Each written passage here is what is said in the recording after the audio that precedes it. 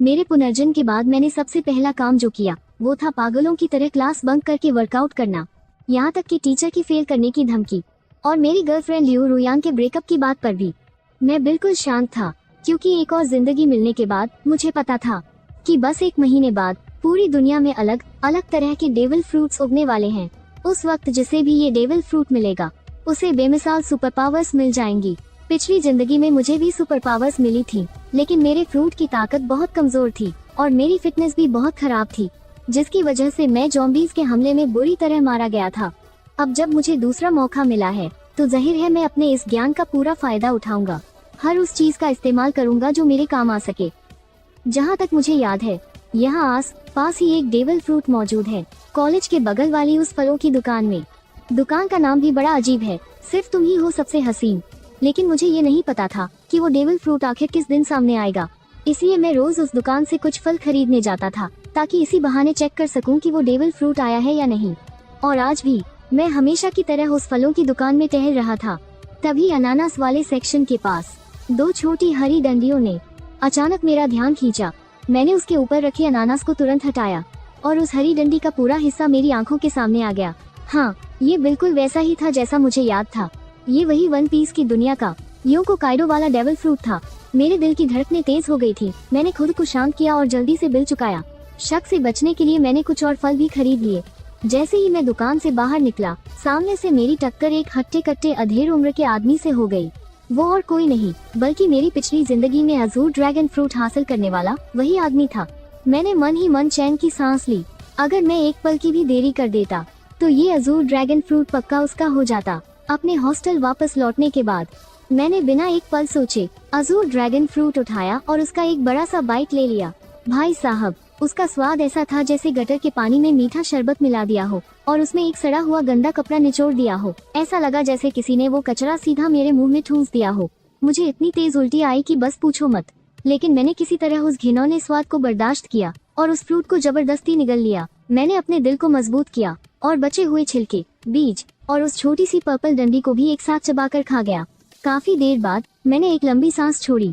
अब चमत्कार का बीज बोया जा चुका था। अब मुझे बस इंतजार करना था। फिर मैंने अपना फोन निकाला और शॉर्ट वीडियोस और फोरम स्क्रॉल करने लगा।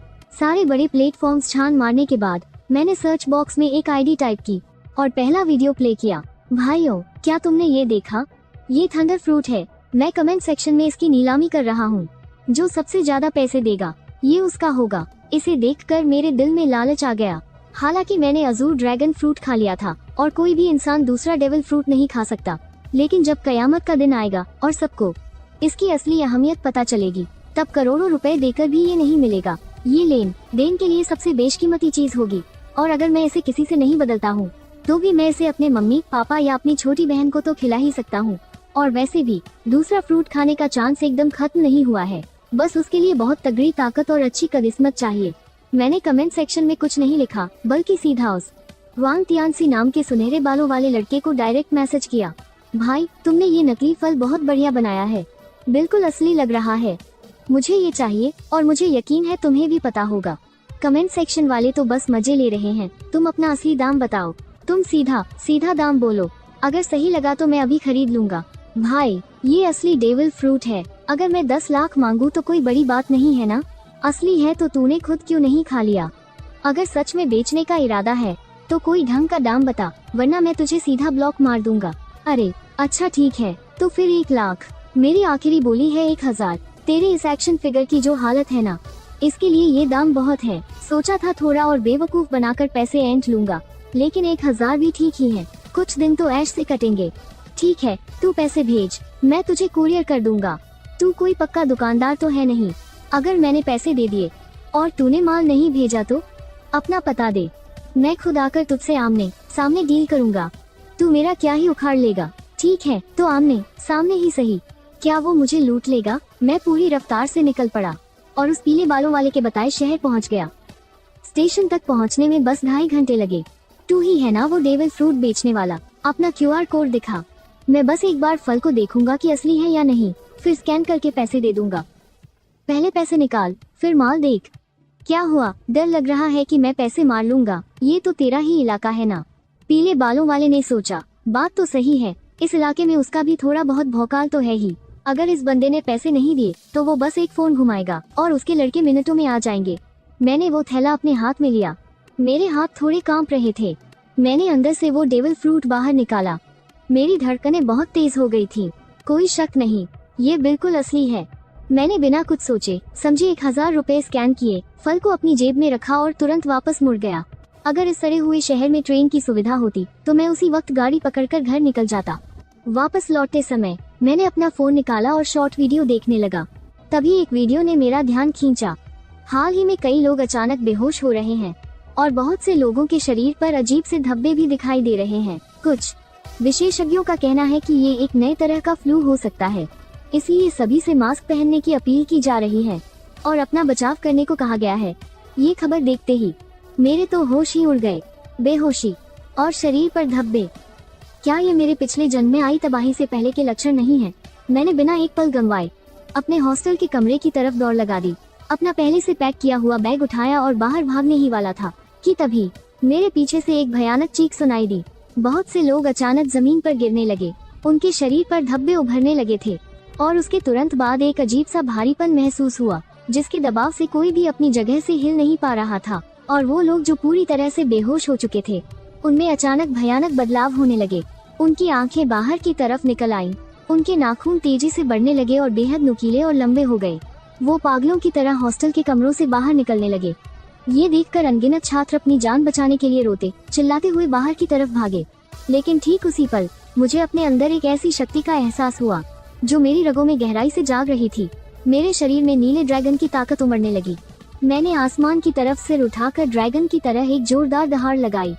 मेरी त्वचा पर नीले रंग के ड्रैगन वाले स्कैल्स उभरने लगे। मेरे सिर पर ड्रैगन के सींग निकल आए और मेरे दोनों हाथ ड्रैगन के पंजों में बदल गए। मेरा पूरा शरीर एक ड्रैगन का रूप लेने लगा था और सीढ़ियों पर मौजूद मेरे सारे क्लासमेट्स सच में बहुत डर गया था। मुझे लगा कि मैं भी जमीन पर गिरे उन लोगों की तरह कोई दानव बन गया हूँ। लेकिन इंसान और जानवर का ये मिला जुला रूप लेने के बाद मेरी ताकत बहुत बढ़ गई थी। मेरी ताकत, बचाव करने की क्षमता, रफ्तार और चोट ठीक होने की गति, सब कुछ कई गुना बढ़ गया था। तभी अचानक मेरे पीछे से 2 ज़ॉम्बीज़ दहाड़ते हुए मुझे काटने दौड़े। मैंने अपने ड्रैगन के पंजे घुमाए और पल भर में ही उन्हें हवा में उछालकर दूर फेंक दिया।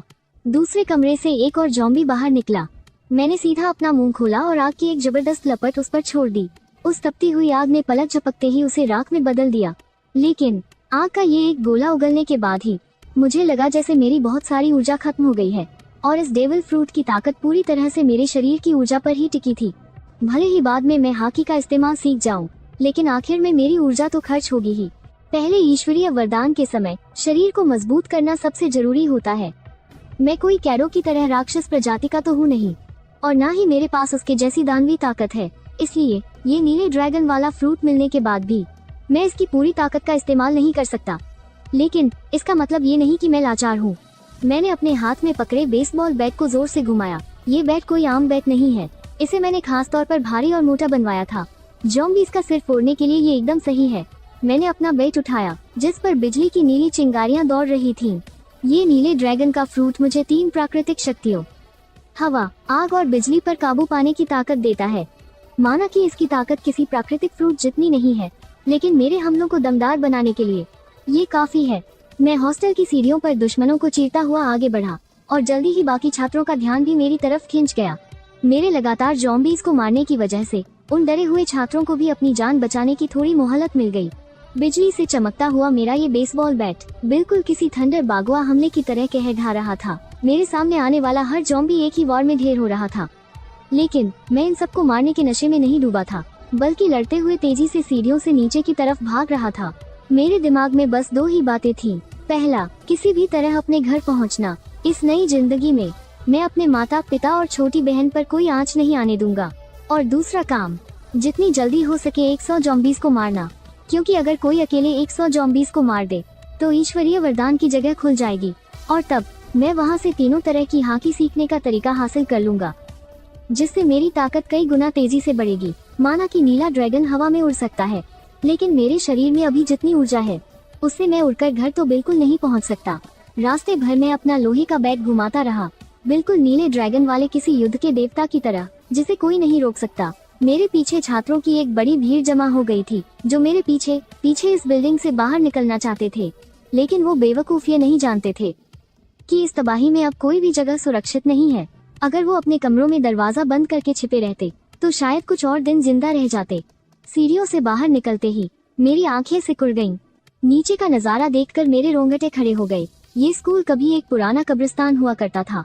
स्कूल में हमेशा से अफवाहें थीं कि यहाँ बहुत ही बुरी और काली शक्तियाँ हैं।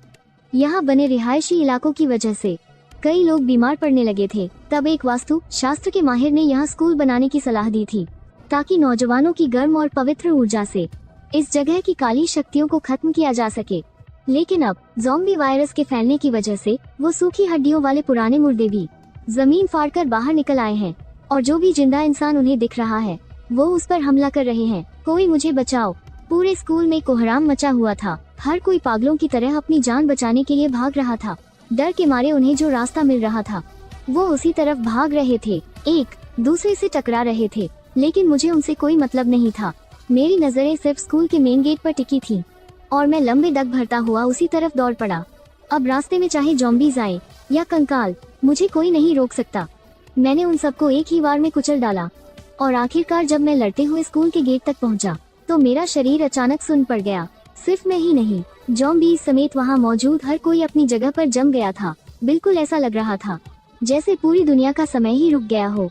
उसके बाद मेरी आंखों के सामने बस अंधेरा छा गया। पहला ईश्वरीय वरदान डेविल फ्रूट प्रकट हो रहा है। गॉड स्पेस खुल रहा है। जब मेरी आंखें खुली तो मैं एक अजीब सी जगह पर था। यहाँ कोई दिशा नहीं थी, कोई समय नहीं था, बस दो चमकती हुई स्क्रीन थीं, एक बड़ी और एक छोटी। बड़ी स्क्रीन पर लिखा था गॉड शॉप, और छोटी स्क्रीन पर पर्सनल पैनल चमक रहा था। मैं अपने पिछले जन्म से ही इन चीजों के बारे में अच्छे से जानता था। ये किसी अनजान शक्ति द्वारा दिए गए मौके थे। आप अपने पॉइंट्स का इस्तेमाल करके यहाँ से चीजें खरीद सकते थे, जैसे कि तकनीकें, हथियार और दवाइयाँ। चूँकि तुम पहले इंसान हो जिसने ज़ॉम्बीज़ को मारकर 100 पॉइंट्स हासिल किए हैं, तुम्हें एक ईश्वरीय इनाम दिया जाएगा।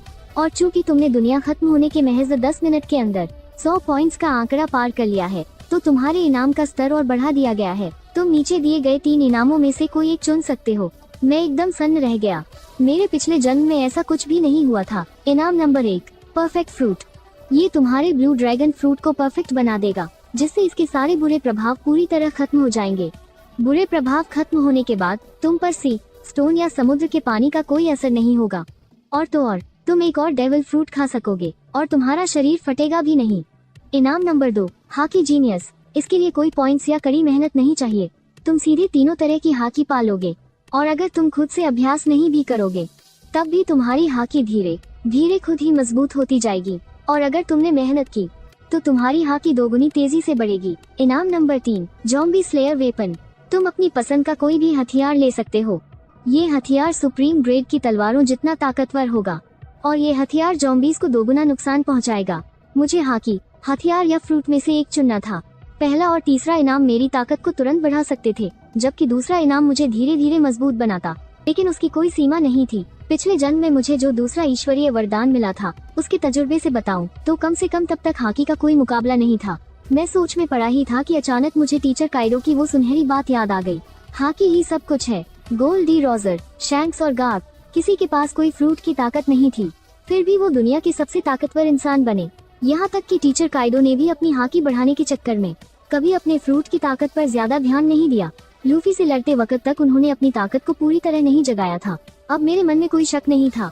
ताकत कितनी ज्यादा है ये मायने नहीं रखता, मायने ये रखता है कि वो कितनी दमदार है। मेरा ब्लू ड्रैगन फ्रूट कितना ताकतवर होगा ये इस बात पर निर्भर करता है कि मेरा अपना शरीर कितना मजबूत है। एक ही फ्रूट की ताकत को उसकी आखिरी हद तक ले जाना कोई आसान काम नहीं है। और अगले ही पल मेरा दिमाग एकदम साफ हो गया। मैंने सीधे तीनों तरह की हाकी को चुन लिया। अचानक एक पतली सी काली परत मेरे मुक्कों पर छा गई। ये आर्मामेंट हाकी थी। इसके बाद मैंने अपने 10 पॉइंट्स का इस्तेमाल करके 5 वाटर मीट खरीदे। ये एक ऐसा खाना था जो पल भर में मेरी सारी थकान मिटा सकता था, ताकि मैं और भी देर तक लड़ सकूं। और हाँ, पर्सनल पैनल सिर्फ मेरी ताकत ही नहीं दिखाता था, बल्कि वो एक फोन की तरह भी काम करता था। जब दुनिया तबाह हो गई और इंसानों का बनाया सब कुछ बर्बाद हो गया, तब हर कोई एक दूसरे से बात करने के लिए इसी पैनल का इस्तेमाल करता था। इसमें लोगों की सहूलियत के लिए अलग अलग चैनल्स भी थे, और अभी से ही कई लोगों ने आपस में बातें करना शुरू कर दिया था। समय का रुकना अब खत्म होने वाला है। इसके बाद तुम जब चाहो बस सोचकर ही गॉड स्पेस में आ सकते हो। मेरी आंखों के सामने एक बार फिर अंधेरा छा गया और जब मेरी आंखें खुली तो मेरा दिमाग वापस मेरे शरीर में लौट आया था।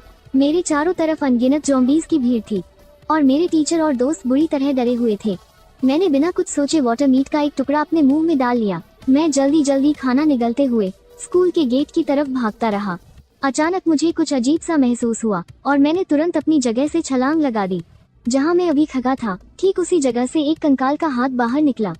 मैंने अपनी ऑब्जर्वेशन हाकी का इस्तेमाल किया और बिजली से घिरे अपने बेसबॉल बैट को घुमाया। पलक झपकते ही मैंने मेरी तरफ आ रहे उन ज़ॉम्बी को मार गिराया और फिर से अपने इंसानी रूप में वापस आ गया। मैं सीधा अपनी गाय में कूदा और पूरी स्पीड में शहर के बाहर की तरफ निकल पा। रास्ते में जान बचाकर भागने वाली गायों की लंबी लाइन लगी थी। उन्हें लग रहा था कि ज़ॉम्बी सिर्फ शहर में ही फैले हैं। वो किसी सुनसान जगह पर जाकर अपनी जान बचाना चाहते थे, लेकिन अब इस दुनिया में कोई भी जगह सुरक्षित नहीं बची थी। गाय में अभी भी रेडियो बज रहा था जिसमें सरकार की तरफ से इमरजेंसी अनाउंसमेंट हो रही थी कि कोई भी घबराए नहीं, अपने घरों में रहें, खिड़की दरवाजे बंद रखें, हमारी सेना निकल चुकी है, हमारी बायो लैब्स भी इसका एंटीडोट बनाने में लगी हुई हैं, कृपया शांति बनाए रखें और अफरा तफरी न मचाएं। ज़ॉम्बी वायरस की पहली लहर हवा के जरिए फैली है। जिनकी इम्यूनिटी कमजोर है वो इसके शिकार हो जाएंगे। इसीलिए अस्पताल और ओल्ड एज होम्स में इन्फेक्शन सबसे ज्यादा फैला है। जब कयामत का दिन आएगा तब ज़ॉम्बी वायरस के फैलने का सबसे बड़ा कारण एक दूसरे को काटना और खून से होने वाला इन्फेक्शन होगा। ऐसे हालात में हमारी सेना के जवान जो शारीरिक रूप से सबसे ज्यादा मजबूत होते हैं उनके इन्फेक्ट होने के चांस बहुत कम है। इसीलिए इस तबाही के वक्त में सेना अभी भी कुछ हद तक हालात को संभाल सकती है, लेकिन मुझे पता है कि ये सब ज्यादा दिन नहीं चलने वाला।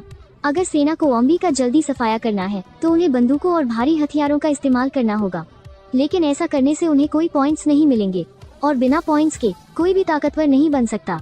जब ये ज़ॉम्बी लगातार ताकतवर होते जाएंगे और इन पर आम हथियारों का भी कोई असर नहीं होगा, तब सेना पूरी तरह से बेबस हो जाएगी और समाज का ये पूरा सिस्टम बहुत जल्दी बिखर जाएगा। इसलिए अब बचने का सिर्फ एक ही रास्ता है कि हर कोई हथियार उठा ले और इन ज़ॉम्बी से लड़ना शुरू कर दे। ये इंदा रहने की एक ऐसी रेस है जहाँ सिर्फ ताकतवर ही बचेगा। मेरी गाय बहुत तेज रफ्तार से दौड़ रही थी। भले ही सामने से ज़ॉम्बी का झुंड आ जाए, मैंने बिना रुके सीधा उनके ऊपर से गागी निकालने का फैसला कर लिया था। अचानक मेरे गोंद की घंटी बजी। जैसे ही मैंने गोंद उठाया मुझे अपनी बहन की बहुत डरी और घबराई हुई आवाज सुनाई दी, भैया आप कहाँ हो? बाहर बहुत सारे ज़ॉम्बी हैं, मुझे बहुत डर लग रहा है। मैं ठीक हूँ, तुम कैसी हो? मम्मी पापा कैसे हैं? मम्मी ने आपकी बात मान ली थी, उन्होंने पहले ही छुट्टी ले ली थी और मुझे स्कूल से घर ले आईं। पापा अभी भी अस्पताल में हैं। वो कह रहे थे कि उन्होंने अपने ऑफिस को अंदर से लॉक कर लिया है, वो अभी सेफ हैं। भैया आप तो सच में कोई जादूगर हो। अगर आपने मम्मी को जबरदस्ती छुट्टी लेने के लिए नहीं कहा होता तो शायद अब तक हम भी बाहर मारे गए होते। आओ चिंग पिछले 1 महीने से बहुत हैरान थी कि उसका भाई हर दिन इतना सारा खाने पीने का सामान घर क्यों भिजवा रहा है। जब भी कोई पूछता तो वो कुछ नहीं बताता। किसी को ये भी नहीं पता था कि उसके पास इतना सारा पैसा आ कहाँ से रहा है। मेरे पास सच में कोई पैसा नहीं था और 1 महीने का समय पैसे कमाने के लिए काफी नहीं होता, लेकिन जब मुझे पता था कि दुनिया तम होने वाली है तो फिर मुझे किस बात का डर होता। मैंने सारे ऑनलाइन प्लेटफॉर्म से लोन ले लिया था। अगर मुझे अपने मम्मी पापा को जवाब न देना पता ना तो शायद मैं अपना घर तक गिरवी रख देता, लेकिन मेरे पास इस गॉड गिवन स्पेस की ताकत है। सच कहूँ तो मुझे इतना सारा सामान इकट्ठा करने की जरूरत भी नहीं थी। ये सब तो मैंने सिर्फ इमरजेंसी के लिए रखा है। हम बात कर ही रहे थे कि तभी मेरे सामने वाली एक लगड़ी गाय अचानक सामने आए एक ज़ॉम्बी से बचने के चक्कर में पलट गई, जिसकी वजह से वहाँ एक के बाद एक कई गायें आपस में भी गईं। बहुत सारी गायें बुरी तरह टकराकर चकनाचूर हो गईं और लोग मारे गए। मुझे पहले से ही अंदाजा था कि ऐसा कुछ होने वाला है। अब गाय रोकने का समय नहीं बचा था। मैंने अपना हाथ बढ़ाया और अपना बैकपैक और बेसबॉल बैट कसकर पकड़ लिया और सीधा एक विशाल नीले ड्रैगन में बदलकर अपनी गाय की छत को फाता हुआ आसमान की तरफ उड़ गया। धुएं और बादलों के बीच से होते हुए मैं एक नीले ड्रैगन का रूप लेकर सीधे आसमान की ऊंचाइयों में उड़ने लगा। इस जादुई नजारे को देखकर सड़क पर मौजूद सभी लोग हैरान रह गए। इसकी वजह से वहाँ पहले से ही हुआ भयंकर कार एक्सीडेंट और भी ज्यादा बड़ा हो गया। मेरे पास नीचे हो रहे उस शोर शराबे और एक्सीडेंट पर ध्यान देने का वक्त नहीं था, इसलिए मैं सीधे बादलों के बीच घुस गया।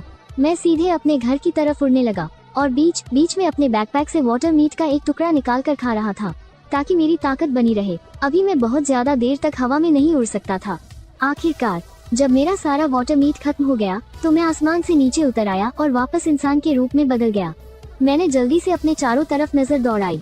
शुक्र है मुझे वहाँ कोई भी ज़ॉम्बी दिखाई नहीं दिया। मैंने तुरंत अपने गॉड स्पेस में एंट्री की और वहाँ से 5 वाटर मीट के टुकड़े और रिडीम कर लिए और उन सबको अपने बैकपैक में ठूंस लिया। अब मेरे बैकपैक में सिर्फ यही 5 वाटर मीट के टुकड़े बचे थे और साथ में एक थंडर फ्रूट रखा था। मैंने एक वाटर मीट का टुकड़ा खाया, लेकिन मैं दोबारा हवा में नहीं उड़ा। वाटर मीट से भले ही शरीर की ताकत वापस आ जाती है, लेकिन अगर मैं लगातार इसी के भरोसे रिकवर होता रहा तो मेरी ताकत और भी तेजी से खत्म होने लगेगी और इससे दिमागी थकान बिल्कुल भी दूर नहीं होती। मैंने अपना नक्शा खोलकर चेक किया। मुझे अब एक सड़क ढूंढनी थी और वहाँ से कोई गाड़ी पकड़नी थी। सही रास्ता तय करने के बाद मैं एक बार फिर से नीले ड्रैगन में बदल गया।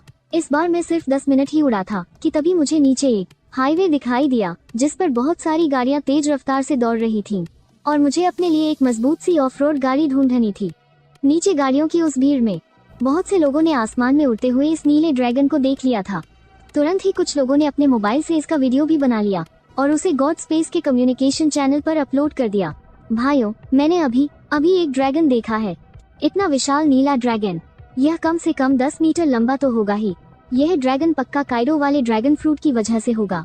पता नहीं किस बंदे की किस्मत इतनी अच्छी है जिसे इतना ताकतवर मिथिकल जोआन फ्रूट मिल गया। अरे यार, एक बार मुझे भी एक थंडर फ्रूट मिला था, लेकिन मुझे लगा वो नकली है, इसलिए मैंने उसे बेच दिया। एक असली डेविल फ्रूट, वो भी लॉगिया टाइप का इतना रेयर थंडर फ्रूट, और उसने उसे सिर्फ 1000 पॉइंट्स में बेच दिया। यह सोचकर उस पीले बालों वाले लड़के का मन कर रहा था कि वो खुद को थप्पड़ मार डाले। जिशो से लेकर यशो तक जाने वाले उस हाईवे के ठीक ऊपर नीले ड्रैगन के रूप में उड़ते हुए आखिरकार मेरी नजर एक बेहद मजबूत दिखने वाली ऑफ रोड गाड़ी पर पड़ ही गई। मैं बस नीचे उतरकर उसमें लिफ्ट मांगने ही वाला था कि तभी मेरी नजर हाईवे के किनारे खड़े एक बड़े से पेड़ पर गई। वहाँ एक हल्की सी रोशनी चमक रही थी। उसे देखकर मेरे दिल की धड़कन अचानक तेज हो गई। मैं उड़कर उस बड़े से पेड़ की तरफ नीचे जाने लगा और जैसे ही मैं उसके पास पहुंचा, मेरी ड्रैगन वाली आंखें फटी की फटी रह गईं। भगवान सच में मेरे साथ था। मैंने देखा कि उस पेड़ की सबसे ऊंची डाल पर, जहाँ कभी कोई फल नहीं उगता था, उन घनी पत्तियों के बीच एक फल लटक रहा था। यह फल दिखने में बिल्कुल किसी मकई जैसा लग रहा था। इसका रंग पूरा सुनहरा था और उस पर सफेद रंग की घुमावदार धारियां बनी हुई थीं। यह एक ऐसा फल था जिसे मैंने पहले कभी नहीं देखा था। खैर, यह कोई हैरानी की बात भी नहीं थी, क्योंकि इस विनाशकारी दुनिया में डेविल फ्रूट्स मंगा कॉमिक्स से कहीं ज्यादा थे। कॉमिक्स में तो बस कुछ दर्जन ही थे, लेकिन मेरे दिमाग में जो डेटा मौजूद था उसके हिसाब से ऐसे फलों की संख्या हजारों में थी। बेशक उनमें से ज्यादातर जोआन मिथिकल टाइप के ही थे, और ऐसा होना लाजमी भी था, क्योंकि पूरी दुनिया की अलग अलग संस्कृतियों में हजारों पौराणिक कथाएं और मिथक मौजूद हैं। उन कथाओं में मौजूद हर एक जादुई जानवर या दानव के नाम पर एक नया मिथिकल जोआन फ्रूट बन सकता है। भले ही मिथिकल जोआन फ्रूट सब हर जगह मिलने लगे हो, लेकिन फिर भी वो सबसे ताकतवर होने का रुतबा रखते हैं। मैंने अपने ड्रैगन के पंजे आगे बढ़ाए और उस फल को तोड़ लिया और उसे अपने पीछे टंगे बड़े से बैकपैक में रख लिया। जब मेरे पास 1000 पॉइंट्स जमा हो जाएंगे, तब मैं गॉड स्पेस में एक नया फीचर अनलॉक कर पाऊंगा, डेविल फ्रूट आइडेंटिफिकेशन। इससे मुझे पता चल जाएगा कि कौन सा फल खाना सही है और मैं कोई भी फालतू या बेकार फल खाने से बच जाऊंगा। बिल्कुल, जांच की फीस बहुत महंगी है। हर एक जांच में पूरे 1000 पॉइंट्स खर्च होते हैं। जैसे ही मैं उस एसयूवी के पीछे फिर से जाने वाला था, तभी सामने एक बड़ा ट्रक अचानक पलट गया। ट्रक से 3 ज़ॉम्बी बाहर निकले और आसपास की गाड़ियों का रास्ता रोककर उन पर हमला करने लगे। लेकिन इस वक्त कौन सी गाड़ी रुकने की हिम्मत करती। सबने जोर से एक्सीलरेटर दबा दिया और उन ज़ॉम्बीज़ को कुचलते हुए आगे निकल गए और गाड़ियों को दाएं बाएं घुमाने लगे ताकि ज़ॉम्बीज़ गाड़ी से नीचे गिर जाएं। इस अफरा तफरी की वजह से सीधा कई गाड़ियों की आपस में जबरदस्त टक्कर हो गई। मैंने उस तरफ एक नजर देखी, लेकिन कोई ध्यान नहीं दिया, बल्कि मैं उस पलटे हुए बड़े ट्रक के पास उतरा, अपने आधे जानवर वाले रूप में बदला और ट्रक के पलटे हुए हिस्से को पकड़ लिया और अपनी पूरी ताकत से उसे सीधा कर दिया। अजूर ड्रैगन फ्रूट की ताकत सच में बहुत खौफनाक है। फिर मैं अपनी गाड़ी में बैठा और सीधा आगे की तरफ निकल पड़ा। जब मैं उस एक्सीडेंट वाली जगह पर पहुंचा, तो मैंने खुद को फिर से एक विशाल ड्रैगन में बदल लिया और अपने रास्ते में पड़े उन सभी टूटी गाड़ियों के मलबे को हटा दिया। मेरे पीछे आ रही गाड़ियां मेरे बनाए हुए उस साफ रास्ते से निकलने लगी और बिना सोचे समझे चुपचाप मेरे पीछे चलने लगी। मैंने रियर व्यू शीशे में यह सब देखा, लेकिन मुझे कोई फर्क नहीं पड़ता। इन लोगों को आना है तो आने दो, बस मेरे काम में कोई रुकावट नहीं आनी चाहिए। रास्ते में बहुत सारे एक्सीडेंट हो रखे थे। मैं भी बीच में गाड़ी से उतरकर उन ज़ॉम्बीज़ को मारता और रास्ता साफ करता रहा। अगर तुम मेरी जान बचा लो तो मैं तुम्हें इतना पैसा दूंगा कि तुम खर्च नहीं कर पाओगे। एक मोटे और अजीब से अधेड़ उम्र के आदमी ने मुझे मक्खन लगाते हुए कहा। एक कदम भी आगे बढ़ाया तो जान से मार दूंगा। वह आदमी इतना डर गया कि उसके घुटने अपने आप जमीन पर टिक गए, जैसे उसके सामने खड़ा यह ड्रैगन वाला लड़का इस पूरी दुनिया का सबसे बड़ा भगवान हो। मेरे अंदर से निकलने वाली उस खौफनाक ताकत ने उन सभी लोगों को जो मुझसे बात करने आ रहे थे वहीं का वहीं सुन्न कर दिया। लेकिन जान जाने के इस खौफ में भी कोई था जो अपनी जान बचाने के लिए एक आखिरी दांव खेलना चाहता था। एक बेहद खूबसूरत और हॉट सी लड़की हिम्मत करके मेरे पास आई। दुनिया खत्म होने की इस कगार पर भी वह पूरी तरह से सज धज कर आई थी। हेलो हैंडसम, क्या तुम मुझे अपने साथ ले चलोगे? तुम मेरे साथ जो चाहो वो कर सकते हो, दफा हो जाओ यहाँ से। जैसे ही मैंने अपनी ताकत हटाई और गाड़ी में बैठने वाला था, पीछे से एक तगड़ा आदमी मेरे पास आया। जब उसने देखा कि मैं रुकने वाला नहीं हूँ तो उसने झट से अपने बारे में बताना शुरू किया। सर, मैंने भी बहुत सी दुनिया खत्म होने वाली कहानियाँ पढ़ी हैं। आप बहुत ताकतवर हैं, लेकिन क्या आपको एक बेस बनाने के लिए लोगों की जरूरत नहीं पड़ेगी? मुझ में यानी लिन कुई में भले ही कोई और हुनर ना हो, पर मुझ में ताकत बहुत है। मैं एक फाइटिंग कोच हूँ, मैं पक्का आपके बहुत काम आऊंगा। यह सुनकर मेरे कदम रुक गए। मैंने पलटकर उसे देखा, अपनी ठुड्डी पर हाथ फेरा और थोड़ी देर तक कुछ सोचा। यह आदमी बात तो सही कह रहा है, दुनिया का पूरा सिस्टम अब खत्म होने वाला है। इस तबाही में जिंदा रहने के लिए मुझे अपना खुद का एक सेफ बेस बनाना ही होगा, ताकि मैं इन ज़ॉम्बीज़ का सामना कर सकूं। ये ज़ॉम्बीज़ बहुत तेजी से और भी खतरनाक होते जा रहे हैं। सिर्फ अपने दम पर हमेशा अपने परिवार की हिफाजत करना बहुत मुश्किल होगा। मेरी हाँ सुनते ही लिन कुई खुशी से पागल हो गया। उसने अपने सारे बैग और सामान, यहाँ तक कि अपनी गाड़ी भी वहीं छोड़ दी। उसे डर था कि अगर जरा सी भी देर हुई तो मैं उसे वहीं छोड़कर चला जाऊंगा। उसकी हिम्मत मेरे साथ आगे वाली सीट पर बैठने की भी नहीं हुई, बल्कि अपनी फुर्ती का इस्तेमाल करते हुए वह गाड़ी के पीछे वाले हिस्से पर चढ़ गया। लिन कुई को मेरी गाड़ी में जाते देख बाकी लोगों में भी उम्मीद जग गई। अरे, यह बॉस तो उतना भी पत्थर दिल नहीं है। उस मोटे आदमी ने फिर से कुछ बोलने की कोशिश की, पर मैंने उसे बीच में ही टोक दिया। भले ही मुझे लोगों की जरूरत हो, पर मैं यहाँ से एक साथ बहुत सारे लोगों को तो बिल्कुल नहीं ले जा सकता। शुरुआत के लिए एक लिन कुई काफी है, और वैसे भी अभी इस आदमी की वफादारी पर पूरा भरोसा नहीं किया जा सकता। अभी आपको मेरा इम्तिहान लेना होगा, लेकिन कृपया मुझे एक मौका दीजिए। मेरी काबिलियत और मेरी जान दोनों आपके मकसद को पूरा करने के काम आएंगी। ये औरत देखने में काफी सख्त लग रही है, शायद आगे चलकर ये कुछ बड़ा कर दिखाए। मैंने उस औरत की तरफ गहराई से देखा और वो खुशी से झूम उठी। मेरी इजाजत के बिना उसकी आगे वाली सीट पर बैठने की हिम्मत नहीं हुई, बल्कि वो अपनी परवाह किए बिना किसी तरह पीछे वाले डिब्बे पर चढ़ने लगी। मैं ये सब देख रहा था और मैंने मन ही मन सिर हिलाया। ये औरत सिर्फ एक खूबसूरत गुड़िया नहीं है। पीछे खड़े बाकी लोग भी इन दोनों की तरह आना चाहते थे, लेकिन मैंने अपनी बादशाही हकी का एक और झटका दिया। सबके सब डर के मारे जमीन पर गिर पड़े। हे भगवान, बॉस ने तो बादशाही हकी को जगा लिया है। वन पीस के एक पुराने फैन ने इस राजाओं वाली ताकत को तुरंत पहचान लिया था। गाड़ी में वापस आकर मैंने इंजन स्टार्ट किया और हम आगे बढ़ चले। पूरे 2.5 घंटे का सफर तय करने के बाद मुझे सड़क के किनारे एक सर्विस एरिया दिखा। बस दिक्कत ये थी कि इस जगह पर ज़ॉम्बीज़ ने कब्जा कर लिया था। वहाँ से गुजरने वाले लोग यहाँ आकर पेट्रोल और खाना लेना चाहते थे, लेकिन यहाँ ज़ॉम्बीज़ की इतनी बड़ी भीड़ देखकर उन्हें अपना इरादा बदलना पड़ा। लेकिन मेरे साथ ऐसी कोई परेशानी नहीं थी। जैसे ही मेरी बड़ी गाड़ी वहाँ रुकी, ज़ॉम्बीज़ की एक झुंड ने हमें घेर लिया। वो लोग आगे के केबिन में तो नहीं घुस सकते थे, इसलिए उन्होंने पीछे चढ़कर मेंगकुई और उस खूबसूरत औरत पर हमला करने की कोशिश की। वो दोनों डर के मारे पीछे दुबके हुए थे और सिर तक नहीं निकाल रहे थे। मैंने दरवाजा खोला और सीधे अपने इंसान जानवर वाले रूप में बदल गया। अपने हाथ में पकड़े बेसबॉल बैट से मैंने गाड़ी पर चढ़ने वाले कुछ ज़ॉम्बीज़ का सिर पल भर में कुचल दिया और हमारे पीछे जो गाड़ियों का काफिला आ रहा था वो भी इस सर्विस एरिया में पहुंच गया।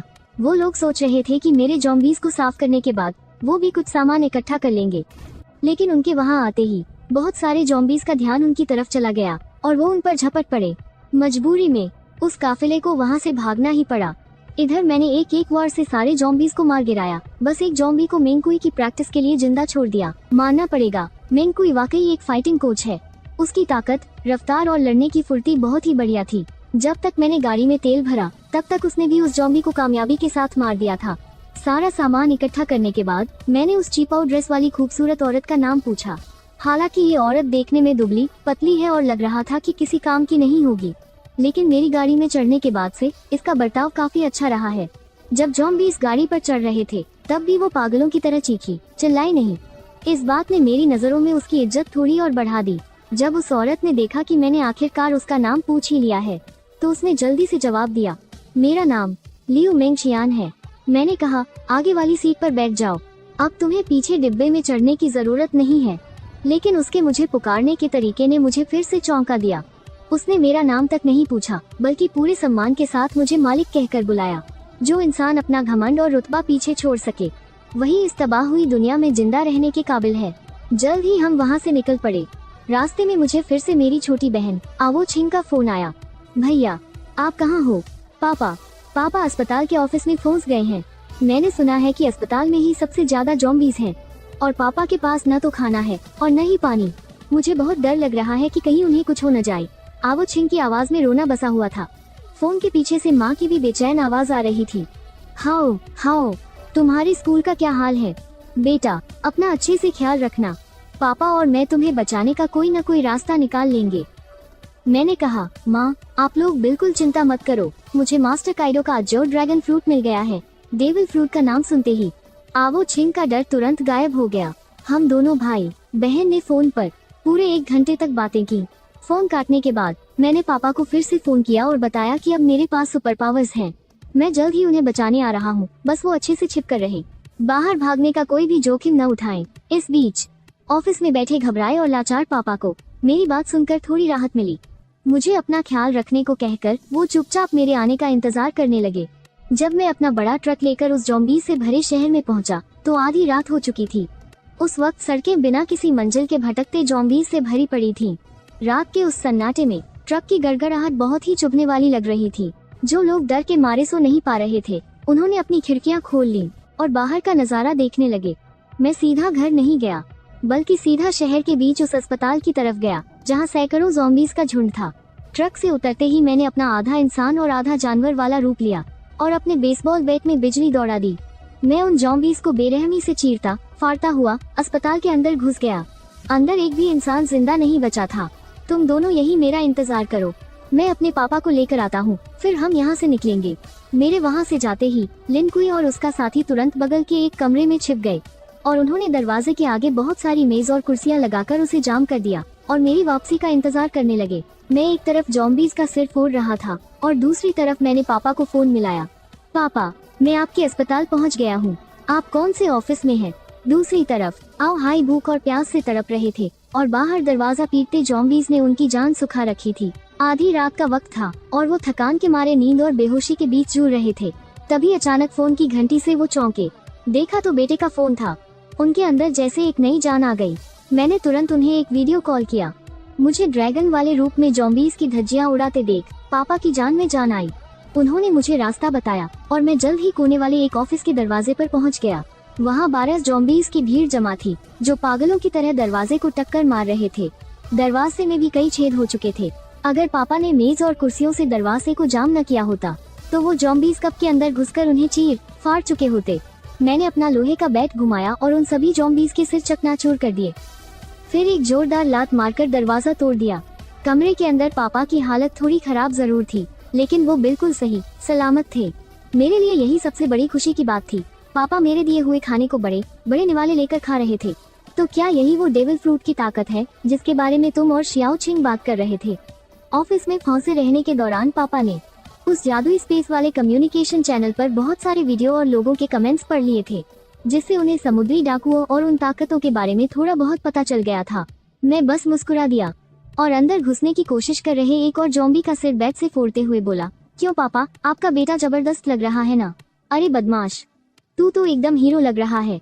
पापा ने जान बचाकर भागने के उस छोटे से वक्त में अनगिनत लोगों को ज़ॉम्बीज़ के हाथों बेरहमी से मरते हुए देखा था। आज उनका अपना परिवार सुरक्षित था। इस तबाही भरी दुनिया में इससे बड़ी कोई खुशखबरी नहीं हो सकती थी। पापा को अस्पताल से बाहर ले जाते वक्त मैंने देखा कि कुछ कमरों के टूटे हुए दरवाजों से लोग छिप छिप कर बाहर झांक रहे थे। जब उन्होंने देखा कि आओ हाई एक ड्रैगन जैसे दिखने वाले इंसान के साथ जा रहे हैं और वो ड्रैगन कितना खतरनाक है, तो उनमें से एक ने तुरंत आवाज लगाई, आओ हाई, मुझे भी बचा लो। अपने सहकर्मी को मदद के लिए गिड़गिड़ाते देख पापा का दिल पसीज गया। शियाओ हाओ, बेटा इन्हें भी बचा लो ना, ये सब मेरे साथ ही काम करते हैं, बहुत तरस आ रहा है इन पर। मैंने रूखेपन से जवाब दिया, इन्हें बचा भी लिया तो क्या अब मैं इन सबको एक एक करके इनके घर छोड़ने जाऊंगा, और अगर ये घर पहुंच भी गए क्या हम इन लोगों की चीख पुकार को अनसुना करके जिंदा रह सकते हैं? मैंने अपने पिता का हाथ खींचा और वहाँ से तेजी से निकल गया। जब हम लिन तोंग और लियू मेंकियान के कमरे के पास से गुजरे तो मैंने दरवाजे से टकराने वाले उन ज़ॉम्बीज़ को खत्म किया और फिर अपने डंडे से कमरे का दरवाजा तोड़कर उन दोनों को बाहर निकाल लिया। मुझे वापस लौटता देख उन दोनों ने तुरंत बड़े सम्मान के साथ कहा, मालिक। लेकिन यह सुनकर मेरे पिता एओहाई पूरी तरह से चौंक गए। उन्होंने अविश्वास से मेरी तरफ देखा। एक हट्टा कट्टा पहलवान और एक बेहद खूबसूरत लड़की, ऐसे लोग भला उनके बेटे की इतनी इज्जत क्यों कर रहे हैं? वह खूबसूरत लड़की उनके बेटे को मालिक कहकर बुला रही थी। क्या उनका बेटा उनकी पीठ पीछे इतने गुलछर्रे उड़ा रहा है? भले ही मैं 2 जन्मों की यादें रखने वाला एक बेहद बेशर्म इंसान था, लेकिन इस वक्त मेरा चेहरा भी शर्म से लाल हो रहा था। फिर भी मैंने खुद को शांत दिखाने का नाटक किया और कहा, ये दोनों मेरे चेले हैं जो मुझे रास्ते में मिल गए थे। लेकिन एओहाई की नजरों से साफ पता चल रहा था कि उन्हें मेरी बात पर रत्ती भर भी यकीन नहीं है। उनके चेहरे पर साफ लिखा था, तुम पक्का झूठ बोल रहे हो। मेरे पास कहने को कोई लफ्ज ही नहीं बचे थे, इसीलिए मैंने आगे कोई सफाई नहीं दी और उन सभी को बड़े ट्रक के पास ले आया। मैंने पिताजी को आगे वाली सीट पर बिठाया और लियू मेंकियान को वापस ट्रक के पिछले हिस्से में भेज दिया। घर लौटने के बाद मेरी बहन एओचिंग बड़ी ही हैरानी से लियू मेंकियान को घूर रही थी। कितनी खूबसूरत औरत है। और अभी इस औरत ने मेरे भैया को क्या कहा? मालिक, भैया बाहर जाकर आखिर क्या गुल खिला रहे हैं? और तो और वो इस औरत को घर तक ले आई। और वो हट्टा कट्टा पहलवान, अगर वो कहे कि वो कोई स्पेशल फोर्स का जवान है तो मैं वो भी मान लूंगी। खैर छोड़ो, जब वो भैया को बॉस बुलाता है तो ठीक ही होगा। इस समय लियू मेंकियान एक वफादार नौकरानी की तरह अपने दोनों हाथ अपने पेट के पास बांधकर चुपचाप मेरे पीछे खड़ी थी। वही लिन कुई साफ तौर पर काफी घबराया हुआ लग रहा था। वैसे तो वो काफी बेबाक इंसान है, लेकिन ये उस बॉस का परिवार था जिसके प्रति वो वफादार था। उसे समझ नहीं आ रहा था कि वो उनके साथ कैसे पेश आए। आखिरकार मेरी माँ लियू यू ने आगे बढ़कर खुद ही कहा, तुम सब थक गए होगे और भूख भी लगी होगी, चलो आकर खाना खा लो। जब उन्हें पता चला था कि उनका बेटा घर लौटने वाला है तो उन्होंने अपनी नींद ही त्याग दी थी। वो पूरी रात खाना बनाती रहीं, बस इसीलिए ताकि उनका बेटा और पति घर आकर कुछ गर्म खा सके। लेकिन उन्हें अंदाजा नहीं था कि उनका बेटा अपने साथ 2 और लोगों को ले आएगा। ऐसे में खाना थोड़ा कम पड़ गया, लेकिन शुक्र है कि मैंने पहले से ही बहुत सारा डिब्बा बंद खाना रख लिया था। मैंने कुछ डिब्बे खोले और खाने की मेज सजा दी। लिन तोंग और उसे एक तरफ झिझकते हुए खड़े देखकर मैंने तुरंत उन्हें भी साथ आकर खाने के लिए बुलाया। लिन तोंग जैसे ही आगे बढ़ने वाला था, लियू मेंकियान बीच में बोल पड़ी, मुझे बस थोड़ा सा डिब्बा बंद खाना दे दीजिए। मेरी क्या हैसियत जो मैं मालिक के साथ एक ही मेज पर खाना खाऊं। उसके ये अल्फाज सुनते ही वहाँ मौजूद हर एक इंसान के होश उड़ गए। एओचिंग की शक भरी निगाहें हम दोनों के चेहरों को घूरने लगीं। ओह, तो मुझे अब समझ आया, आप दोनों इसी तरह से एक दूसरे के साथ फ्लर्ट करते हो ना। उसकी बात अभी पूरी भी नहीं हुई थी कि मैंने उसके माथे पर जोर से एक उंगली मार दी। दर्द के मारे उसकी आंखों में आंसू छलक आए। उसने गुस्से में मेरी बांह पकड़ी और जोर से दांत गड़ा दिए। रात के खाने के बाद मैंने अपने बैग से डेविल फ्रूट्स निकाले। मेरे पास यहाँ 2 डेविल फ्रूट्स रखे हैं। इनमें से एक रंबल फ्रूट है और दूसरा क्या है ये मुझे भी ठीक से नहीं पता। तुम दोनों इन्हें खा लो। ये सुनकर लिन कुई और लियू मेंकियान दोनों ही हक्के बक्के रह गए। उन्हें यकीन नहीं हो रहा था कि मेरे पास अभी भी 2 और फल हैं। उनकी आंखों में उन फलों को पाने की एक गहरी तरफ साफ झलक रही थी।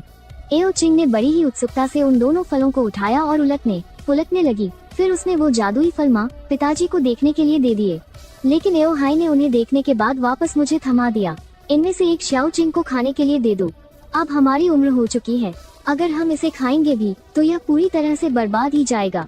हाँ बेटा, तुम हो ना हमारी हिफाजत के लिए, बस हमारे लिए इतना ही काफी है। ये इतनी कीमती चीज है, इसे तुम ही रखो, तुम्हारे ज्यादा काम आएगी। मेरे पास पहले से ही अज्योर ड्रैगन फ्रूट है, आगे चलकर मेरी ताकत बहुत तेजी से बढ़ेगी। आप लोग ये फ्रूट खा लोगे तो तेजी से ज़ॉम्बीज़ को मार पाओगे और फिर हाकी की ट्रेनिंग का तरीका हासिल कर लेना। इस तबाही की दुनिया में जिंदा रहने के लिए यही सबसे जरूरी है। लेकिन इतनी देर समझाने के बाद भी मम्मी पापा ने साफ मना कर दिया। मैं बिल्कुल लाचार हो गया और मुड़कर आओ चिंग की तरफ देखा। तुम इनमें से एक चुन लो। आओ चिंग तो पहले से ही टकटकी लगाए देख रही थी। जब उसे लगा कि आखिरकार उसकी बारी आ गई है तो वो खुशी से उछल पड़ी। उसने दोनों फ्रूट्स उठाए, कभी इधर देखा कभी उधर, लेकिन काफी देर सोचने के बाद उसने रंबल फ्रूट मुझे वापस कर दिया। अरे तुम रंबल फ्रूट नहीं खा रही, लोजिया टाइप की एलिमेंटल पावर शुरुआत में बिल्कुल अजेय होती है और कौन जानता है कि इस वाले की पावर क्या होगी डिवाइन स्पेस में। डीमन प्यूरिफाइंग पोशन मिलता है जो डेविल फ्रूट के साइड इफेक्ट्स को खत्म कर सकता है और इंसान एक और फ्रूट खा सकता है। भैया आप अभी इतने ताकतवर हो, आप वो पोशन पक्का हासिल कर लोगे। ये रंबल फ्रूट आप पर बहुत जंचेगा। मैं बस ये वाला खा लेती हूँ। चलो ठीक है, पहले मैं इसकी जांच कर लेता हूँ। अगर पावर अच्छी हुई तो ही तुम इसे खाना। फ्रूट की जांच करने का ऑप्शन तभी खुलता है जब आपके पॉइंट्स 1000 हो जाएं। आओ चिंग के पॉइंट्स अभी 0 हैं, तो जाहिर है उसे ये बात नहीं पता थी। मैं स्कूल से लड़ता हुआ घर आया और फिर सेंट्रल हॉस्पिटल के गेट पर भी मैंने कत्लेआम मचाया था। मैं 1000 से भी ज्यादा ज़ॉम्बीज़ को मार चुका हूँ, तो मैं आसानी से एक बार इसकी जांच कर सकता हूँ। नहीं नहीं, 1000 पॉइंट्स बहुत ज्यादा है। ये कहकर उसने मेरी बात तक नहीं सुनी और झट से उस सुनहरे भुट्टे जैसे दिखने वाले फ्रूट को उठा लिया और एक ही बार में उसे मुंह में ठूंस कर गटक गई। ये देखकर मेरे होश उड़ गए। मुझे बिल्कुल उम्मीद नहीं थी कि आओ चिंग इसे ऐसे ही खा जाएगी। अगर इस फ्रूट की पावर बेकार निकली तो पछताने का भी कोई फायदा नहीं होगा, लेकिन आओ चिंग पहले ही उसका एक टुकड़ा निगल चुकी थी। अब जो होना था सो हो गया। अब बस यही दुआ कर सकते थे कि इसकी पावर दमदार हो। वहाँ मौजूद सभी लोग आओ चिंग को ही घूर रहे थे और उसमें होने वाले बदलावों को ध्यान से देख रहे थे। आओ चिंग खुद भी बहुत घबराई हुई थी और अपने शरीर में दौड़ने वाली उस जादुई पावर को महसूस कर रही थी। जल्द ही उस पावर ने उसके पूरे शरीर को घेर लिया और उसका शरीर बदलने लगा और फिर उसका शरीर तेजी से सिकुड़ने लगा और वो एक हथेली जितनी छोटी सफेद बालों और सुनहरी धारियों वाली चूहिया बन गई। ये तो जोआन टाइप है। सब तुरंत समझ गए कि ये फ्रूट किस तरह का है, लेकिन ये छोटी चूहिया बहुत ही खास लग रही थी। बहुत मुमकिन था कि ये कोई आम जानवर नहीं है। भैया आप सब कितने बड़े लग रहे हो। मेरी ये पावर किस क्लास की है, नॉर्मल, एंशिएंट या फिर मिथिकल जोआन? मिथिकल जोआन का नाम सुनते ही मैं खुशी से झूम उठा। लगता है मेरी बहन का तुक्का सही बैठ गया। मिथिकल जोआन में कुछ खास तरह की पावर होती है। तुम्हारी पावर क्या है ये देखो। ये कहते ही आओ चिंग ने जमीन के नीचे गोता लगाया और वो सीधे फर्श के बीच की जगह में घुस गई। हैरानी की बात यह थी कि जमीन पर एक खरोंच तक नहीं आई। कुछ ही सेकंड में वो छोटी चूहिया मेरे पीछे से बाहर निकल आई और फिर वो अपने इंसान और जानवर वाले रूप में आ गई। मैं बड़ी शान से आप सबको बताती हूँ मेरी डेविल फ्रूट की पावर। मेरे फ्रूट का नाम है जोआन माउस फ्रूट। ये मिथिकल जोआन की ट्रेजर माउस फॉर्म है और इसमें कुल 3 तरह की ताकतें हैं। पहली पावर है मिट्टी और पत्थर की किसी भी रुकावट के आर पार जाना, जैसे जमीन के अंदर घुसना या दीवारों के पार निकल जाना। मेरे लिए तो यह पानी के एक पर्दे से गुजरने जैसा है। और दूसरा, मेरे पास एक अलग खजाना छिपाने की जगह है जहाँ मैं बेजान चीजों को रख सकता हूँ। यह कहते हुए आओ चिंग ने कोने से एक पोंछा उठाया और उसे अपनी छाती के अंदर डालने लगी। सब लोग आंखें फाड़ कर देखने लगे जब उन्होंने इतनी लंबी और भारी चीज को उसकी छाती के अंदर जाते हुए देखा। माँ लियू यू ने तो अपनी बेटी की छाती के पास से ले जाकर अंदर हाथ डालकर उसे छुआ भी। फिर आओ छिंग ने दोबारा अपनी छाती में हाथ डाला और उस लंबे और भारी पोंछे को बाहर निकाल लिया। तुम्हारी यह जगह कितनी बड़ी है? मेरा पूरा ध्यान बस इसी सबसे जरूरी सवाल पर था। जहाँ तक मुझे पता है पहले दैवीय वरदान के दौरान कोई भी चीजें रखने वाला जादुई उपकरण नहीं मिला था। आगे चलकर ऐसा कुछ मिलेगा या नहीं इसके बारे में मुझे कुछ नहीं पता, लेकिन आओ छिंग की यह शक्ति अगर अंदर जगह काफी बड़ी हुई ना तो बहुत सारी चीजें बिना खोने के डर से साथ रखी जा सकती हैं। अभी यह सिर्फ 10 क्यूबिक मीटर है, लेकिन जैसे जैसे इस जादुई फल की ताकत बढ़ेगी यह जगह भी धीरे धीरे बड़ी होती जाएगी। अभी खत्म कहाँ हुआ है, मेरे पास एक और ताकत है। मैं तो और भी हैरान रह गया। जमीन के अंदर जाना, दीवारों के आर पार निकलना और साथ में सामान रखने की जादुई जगह, यह तो पहले ही किसी दैवीय शक्ति जैसी है। उसके पास और भी शक्तियाँ हैं। अरे बाप रे, यह सुनकर मेरे मुंह से तो बस गाली ही निकलने वाली थी। जमीन के आर पार जाना, सामान रखने की जगह और ऊपर से खजाना ढूंढना। अचानक मुझे अपनी नीले ड्रैगन की ताकत फीकी लगने लगी, लेकिन फिर मैंने सोचा कि ड्रैगन के पास भी तो बहुत सारी ताकतें हैं। सबसे पहले यह एक ही समय में हवा, आग और बिजली, इन तीनों प्राकृतिक तत्वों को काबू कर सकता है। दूसरा, बादलों और धुएं के सहारे यह हवा में उड़ सकता है। और आखिर में बाकी जानवरों वाली शक्तियों के मुकाबले इसमें कहीं ज्यादा जबरदस्त ताकत है। इसके अलावा बचाव, रफ्तार और घाव भरने की क्षमता भी बहुत बढ़ जाती है। अगर दोनों की तुलना की जाए तो नीला ड्रैगन लड़ने में ज्यादा माहिर है, जबकि यह खजाना ढूंढने वाला चूहा लड़ने के अलावा दूसरी मददगार शक्तियों पर ज्यादा जोर देता है। लेकिन इसकी भी अपनी कुछ कमियां हैं। आओ छिंग की आवाज अचानक थोड़ी उदास हो गई। बाकी जानवरों वाली शक्तियों से अलग, जब मैं जानवर का रूप लेती हूँ ना तो मेरी ताकत और बचाव लगभग 0 हो जाता है। लड़ने की तो कोई ताकत ही नहीं बचती। और जब मैं आधे इंसान और आधे जानवर के रूप में आती हूँ तब भी मेरी ताकत या बचाव में कोई खास बढ़ोतरी नहीं होती। यह बिल्कुल एक आम इंसान होने जैसा ही रहता है, लेकिन मेरी रफ्तार बहुत तेज है। मेरा अंदाजा है कि मेरी स्पीड बाकी जादुई जानवरों वाली शक्तियों से कम 2 गुनी ज्यादा है। अपनी बात खत्म करते करते आओ छिंग के चेहरे पर बहुत गर्व था। सच कहूँ तो यह लड़ने के लिए बना कोई शैतानी फल नहीं है, लेकिन इसका काम नीले ड्रैगन से भी कहीं ज्यादा बड़ा है। इस तबाही के दौर में खजाना ढूंढना, असली खजाना किसे कहेंगे, यह तो सोचने वाली बात ही नहीं है। इसका सिर्फ एक ही जवाब है, शैतानी फल। खैर, पूरी तरह से ऐसा भी नहीं है। आगे चलकर कई रहस्यमयी दुनिया भी खुलेंगी। ऐसे में आओ छिंग की यह शक्ति हमें उन रहस्यमयी जगहों से और भी ज्यादा फायदे दिला सकती है। अरे हाँ, इस बिजली वाले फल को अपने खजाने की जगह में रख लो, यही जगह सबसे सुरक्षित है।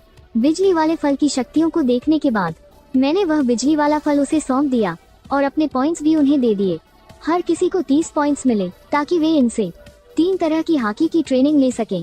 भले ही आपके पास कोई शैतानी फल न हो, अगर आप अपनी हॉकी की ताकत को सबसे ऊंचे स्तर तक ले जाए ना, तो भी आप बहुत शक्तिशाली बन सकते हैं। यहाँ तक कि अगर आपके पास फल हो भी लेकिन आपकी हॉकी कमजोर है, तो इस तबाही की दुनिया में आप धीरे धीरे खत्म हो जाएंगे।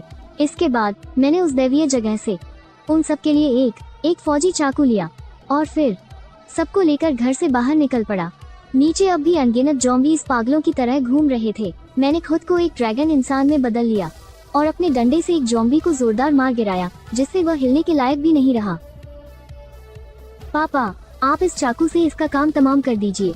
आओ हाय थोड़े झिझक रहे थे, माना कि सामने वाले ज़ॉम्बी हैं, लेकिन मरने से पहले वे भी तो इंसान ही थे, इसलिए उनके हाथ कांप रहे थे। भैया मुझे करने दो, मैं पापा को करके दिखाता हूँ। यह कहकर उसने अपनी लंबी तलवार बाहर निकाल ली। एक ही वार में उसने उस ज़ॉम्बी का काम तमाम कर दिया। अचानक एक बहुत ही सरांग भरी बदबू चारों तरफ फैल गई।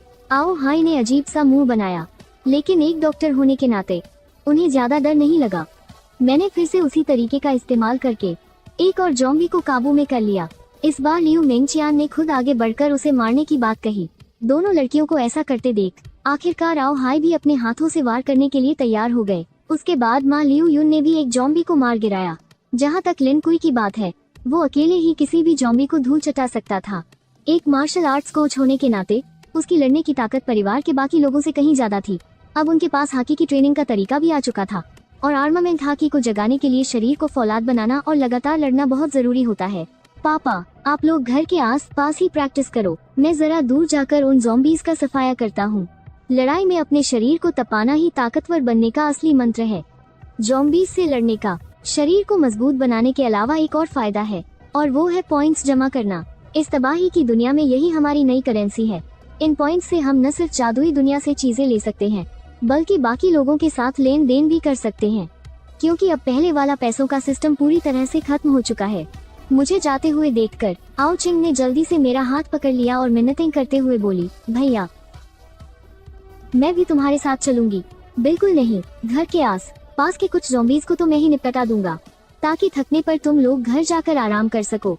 मेरे साथ दूर जाना बहुत खतरनाक हो सकता है, और वैसे भी तुम्हारी जादुई शक्ति अभी लड़ने के लिए उतनी असरदार नहीं है। मुझे लग रहा है कि दक्षिण पश्चिम दिशा में कोई खजाना है, मैं तुम्हें उस खजाने तक ले जा सकती हूँ। यह सुनते ही मेरे माथे पर बल पड़ गए। खजाना? आओ चिंग की इस बात ने मुझे चौंका दिया। अब भला डेविल फ्रूट के अलावा और कौन सा खजाना हो सकता है? ठीक है, तुम मेरे पीछे पीछे रहना, और हाँ, यहाँ वहाँ बिल्कुल मत भागना। यह कहकर मैं आओ चिंग को लेकर दक्षिण पश्चिम की तरफ निकल पड़ा। हम दोनों ही अपने ह्यूमन बीस्ट वाले रूप में थे। उस खजाने वाले चूहे की रफ्तार देखकर मैं पूरी तरह दंग रह गया। अपनी तेज रफ्तार और जमीन में छुपने की कमाल की ताकत के दम पर वो ज़ॉम्बीज़ आओ चिंग को छू तक नहीं पा रहे थे। हालांकि आओ चिंग के हमलों में इतनी ताकत नहीं थी, लेकिन वो चकमा देकर उन ज़ॉम्बीज़ को ठिकाने लगा रही थी। जब मैंने अपने डंडे से एक और ज़ॉम्बी का सिर फोड़ा, तब तक आओ चिंग भी एक ज़ॉम्बी का सिर धड़ से अलग कर चुकी थी। लेकिन अपनी शक्तियों का लगातार इस्तेमाल करने की वजह से वो बुरी तरह हाँफने लगी थी। फिर भी वो बड़े मजे से मुझे अपना कमाल दिखा रही थी। उस लड़की के चेहरे पर साफ लिखा था, जल्दी से मेरी तारीफ करो। उसकी ये शक्ल देखकर मेरी हंसी छूट गई। मेरी चिंग चिंग तो सच में बहुत ताकतवर है। मेरी तारीफ सुनते ही उस लड़की की खूबसूरत आंखें खुशी से चमक उठीं और उसके गालों पर प्यारे से डिम्पल बन गए। लेकिन किसी भी लड़ाई में इस तरह अपनी जीत के नशे में चूर होना बहुत भारी पड़ सकता है। तभी पीछे से एक ज़ॉम्बी ने छलांग लगाई। वो आओ चिंग पर हमला करने वाला था। उसने हड़बड़ी में जमीन के अंदर छुपने की कोशिश की, लेकिन बहुत ज्यादा थक जाने की वजह से वो ऐसा नहीं कर पाई। वो ज़ॉम्बी उसके और करीब आता जा रहा था, और ठीक उसी पल मैंने अपने डंडे के एक ही जोरदार वार से उस जॉम्बी को हवा में उड़ा दिया। आओ चिंग की सांसें अभी भी उखड़ी हुई थीं। मेरी तरह उसने 1 महीने तक पागलों की तरह ट्रेनिंग भी तो नहीं की थी और न ही उसके अंदर मेरी तरह पैदाइशी हुनर था। मेरे पॉइंट्स की मदद से उसे बस अपने शरीर को फौलाद बनाने की ट्रेनिंग करने का मौका मिला था। अभी तक उसकी असली ताकत जागृत नहीं हुई थी और वो ट्रेजर माउस का रूप भी उसकी ताकत को कुछ खास नहीं बढ़ा रहा था। वो अब तक इस लड़ाई में टिक पाई, ये सिर्फ इसलिए था क्योंकि वो रोजाना अच्छी खासी कसरत किया करती थी। रास्ता दिखाओ, मैं तुम्हें वहाँ ले चलता हूँ। आओ चिंग ने अपनी तलवार को ट्रेजर स्पेस में रखा और जानवर के रूप में बदलकर मेरे कंधे पर आ बैठी। मेरी हथेली के बराबर उस छोटी सी चूहिया ने ड्रैगन की स्केल से भरे मेरे गालों पर अपना मुंह रगड़ा। फिर मैंने सीधा अपने ड्रैगन वाले रूप में अवतार लिया और मेरी उस कानों को फाड़ देने वाली दहाड़ से पूरा आसमान गूंज उठा। रिहायशी इमारतों में छिपे अनगिनत लोग चौंक गए और उन्होंने एक एक करके अपने सिर बाहर निकाले। तभी उन्होंने एक नीले ड्रैगन को बादलों को चीरते हुए सीधे आसमान की ऊंचाइयों में जाते देखा। अरे बाप रे, नीले ड्रैगन वाले बॉस हमारे बियान शहर में आ गए हैं। क्या वो मुंह शहर के सारे जॉम्बीज का खात्मा कर पाएंगे? किसी ने आसमान में उड़ते नीले ड्रैगन का वीडियो बना लिया और उसे तुरंत दिव्य अंतरिक्ष के कम्युनिकेशन चैनल पर अपलोड कर दिया। उन लोगों में जॉम्बीज से लड़ने की हिम्मत नहीं थी, इसीलिए वो बस अपने घरों में दुबके रहे और दिव्य अंतरिक्ष के जरिए दुनिया भर के लोगों से बातचीत करते रहे। बियान शहर के ठीक ऊपर आओ चिंग ने मुझे जिस दिशा का इशारा किया, मैं उसी तरफ बढ़ गया और जल्द ही हम उस जगह पहुंच गए जहां खजाना छिपा था। खजाना चूहे का रूप लिए आओ चिंग अपनी छोटी सी नाक से जोर जोर से सूंघने लगा। हम खजाने के जितने करीब जा रहे थे, उसकी बेचैनी उतनी ही बढ़ती जा रही थी। हाँ, वो उस जंगल में है। आसमान से जमीन पर उतरने के बाद हमने वापस इंसानी रूप लिया और तेजी से उस घने जंगल की तरफ दौड़ पड़े। यहाँ आस पास ज्यादा लोग नहीं थे और जॉम्बीज भी ना के बराबर थे। बस 2-3 जॉम्बीज यहाँ वहाँ भटक रहे थे, जिन्हें मैंने पल भर में ही ढेर कर दिया। अचानक आओ चिंग जोर से चिल्लाया। एक बड़े से देवदार के पेड़ के नीचे एक अजीब सी शक्ल वाला आदमी अपने हाथों में दिल के आकार का एक लाल फल पकड़े खड़ा था। वो खुशी से पागल हो रहा था। वो अभी शहर से अपनी जान बचाकर भागा था। उसने सोचा था कि वो शहर के बाहर इस सुनसान जगह पर छिप जाएगा, लेकिन किसे पता था कि इस जंगल में उसे किस्मत से एक डेविल फ्रूट मिल जाएगा। वो कोई वन पीस का फैन नहीं था, इसलिए वो नहीं जानता था कि ये कौन सा फल है, लेकिन दिव्य अंतरिक्ष के फोरम पर पढ़कर उसे इतना जरूर पता था कि ये जो भी है कोई बहुत बड़ा खजाना है। अरे वाह, अब तो मुझ वांग डेफा की किस्मत खुलने वाली है। ये कहते हुए उसने अपने पीले दांत दिखाए और फल को खाने ही वाला था। मेरा और आओ चिंग का चेहरा पीला पड़ गया।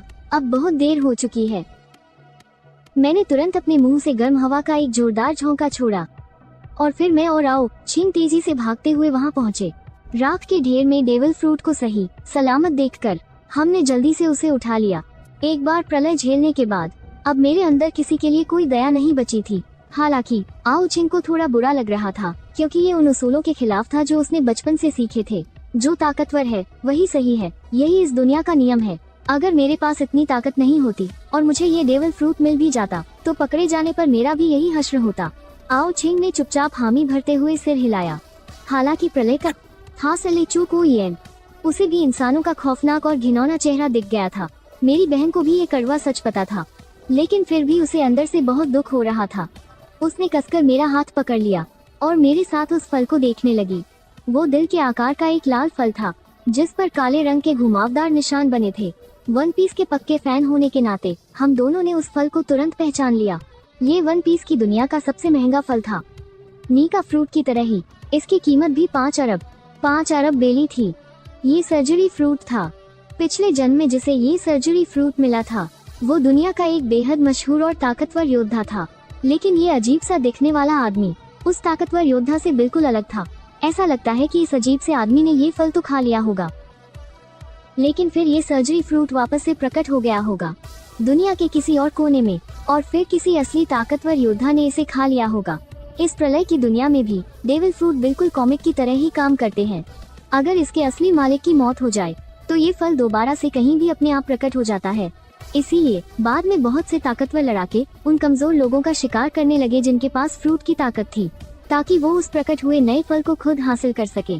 हालांकि इसमें कामयाबी बहुत कम ही मिलती थी, क्योंकि कोई नहीं बता सकता कि फल दोबारा कहाँ प्रकट होगा। भाई, ये सर्जरी फ्रूट हम पिताजी को दे सकते हैं, उन्हें ये फल बहुत पसंद आएगा। आओ। हाउ को तुरंत इस सर्जरी फ्रूट का ख्याल आ गया। सबसे सही जगह। पिताजी, ओ हाई, एक सर्जन है। वो खजाना अब हमारे हाथ में है जिसमें उन्हें पक्का दिलचस्पी होगी। मैं फिर से एक नीले ड्रैगन में बदल गया और ओचिंग को अपनी पीठ पर बिठा लिया। हम तेजी से घर लौट आए। माता पिता थक चुके थे, इसलिए वो पहले ही घर आकर आराम कर रहे थे। लियू मिंग बड़े ही मन से उन दोनों की सेवा कर रही थी, जिससे उन्हें काफी आराम मिल रहा था। वहीं लिन कुई अभी भी अकेला नीचे था और लड़ रहा था। वो जानता था कि सिर्फ मेरी शरण में आना काफी नहीं है। अगर उसे भविष्य में मेरा खास बनना है तो उसे अपनी ताकत बढ़ानी ही होगी। इस वक्त नीचे और भी कई लोग ज़ॉम्बीज़ को मारने की कोशिश कर रहे थे। आखिरकार उस दैवीय स्टोर में मिलने वाली चीजें थी ही इतनी शानदार, लेकिन सबसे सस्ती 3 रंगों वाली हॉकी की ट्रेनिंग के लिए भी 10 पॉइंट चाहिए थे, यानी कि पूरे 10 ज़ॉम्बीज़ को मारना। लोगों ने चाकू, फावड़े और डंडे जैसे घर के हर उस हथियार को निकाल लिया था जिससे वो ज़ॉम्बीज़ से लड़ सके, लेकिन ज़ॉम्बीज़ की ताकत, रफ्तार और बचाव उनसे कहीं ज्यादा था। आए दिन कोई न कोई उनका शिकार बन ही जाता था, या फिर पकड़े जाने पर संक्रमित होकर खुद एक नया ज़ॉम्बी बन जाता। लिन कुई ने मुझे वापस आते देखा और तुरंत मुझे मेरे जाने के बाद का सारा हाल बताया। मैंने कहा, बहुत बढ़िया काम किया तुमने। अगर थक गए हो तो जाकर आराम कर लो। मैं लिन कुई के काम से बहुत खुश था। इस प्रलय वाली दुनिया में जिंदा रहने के लिए यही जी तोड़ मेहनत और हिम्मत सबसे जरूरी है। मेरे दिए गए पॉइंट से 3 रंगों वाली हॉकी की ट्रेनिंग खरीदने के बाद, हालांकि अभी तक उसकी हॉकी नहीं जागी थी। नहीं, मुझे अभी और लड़ना है। लेकिन लिन कुई साफ महसूस कर सकता था कि हर एक लड़ाई के साथ उसका शरीर थोड़ा और मजबूत हो रहा था। वो एक कॉम्बैट कोच है जिसने अपने शरीर की पूरी क्षमता का इस्तेमाल कर लिया था। उसने बहुत लंबे समय से अपनी ताकत बढ़ने का ऐसा मजा महसूस नहीं किया था, इसलिए वो मेरे दिए गए इस मौके की बहुत कदर कर रहा था। अगर मैं न होता तो भले ही उसे 10 ज़ॉम्बीज़ को मारने का भरोसा था, लेकिन इसमें उसे कम से कम 5 दिन लग जाते। ठीक है, लेकिन अपनी क्षमता के हिसाब से ही लड़ना, खुद पर ज्यादा जोर मत डालना। इसके बाद मैं ओचिंग को लेकर ऊपर गया। दरवाजे से अंदर घुसते ही मैंने देखा कि लियू मिंगचियन मेरी माँ लियू यून के पैर दबा रही थी। उन दोनों बुजुर्गों का शरीर भले ही तंदुरुस्त हो, लेकिन उम्र तो हो ही गई है ना। इतनी भयानक लड़ाई के बाद उनके शरीर में बहुत दर्द हो रहा था। लियू मिंगचियन की मालिश का तरीका भले ही एकदम सही न हो, लेकिन किसी के पैर दबाने से काफी आराम मिल रहा था। मालिक, मुझे अंदर आते देख। लियू मिंगचियन ने तुरंत बड़े ही आदर से मुझे मालिक पुकारा। ये लड़की सच में बहुत समझदार है। मेरी पार की नजर कमाल की है। लिन टोंग और लियू मिंगचियन, इन दोनों को ही आगे निखारना फायदे का सौदा रहेगा। कमरे में आते ही ओचिंग ने मेरी बाह छोड़ी और कूदकर पिताजी के पास चली गई। कुछ कहते हुए उसने बड़े ही गर्व से अपने कपड़ों से सर्जरी फ्रूट निकाला और उसे पिताजी की आंखों के सामने रख दिया। ये लीजिए, पैरामिशिया टाइप का सर्जरी फ्रूट। पिताजी, आप एक डॉक्टर है ना, आपको इसकी ताकत पक्का बहुत पसंद आएगी। जैसे ही वो सर्जरी फ्रूट सामने आया, उसे देखकर लियू मिंगचियन का दिल जोर से धड़क उठा, लेकिन उसने तुरंत खुद को संभाला और पूरी लगन से माँ के पैर दबाती रही। हालांकि अंदर से वो पूरी तरह हिल गई थी, लेकिन अपने फैसले पर अब उसे और भी ज्यादा खुशी हो रही थी। लेकिन पिताजी कुछ खास एक्साइटेड नहीं लगे। आखिरकार उन्होंने वन पीस एनीमे जो नहीं देखा था, उन्होंने अपनी बेटी के हाथ से वो फ्रूट लिया और बड़ी उत्सुकता से उसे देखने लगे। सर्जरी फ्रूट, क्या इसे खाने के बाद मैं सर्जरी कर पाऊंगा? अरे, पर मुझे तो सर्जरी करनी वैसे भी आती है। क्या इससे मेरी सर्जरी और भी सटीक हो जाएगी? सर्जरी फ्रूट एक अलग स्पेस बना सकता है जिसके अंदर आप किसी भी चीज को काट सकते हैं और यहाँ से वहाँ टेलीपोर्ट भी कर सकते हैं।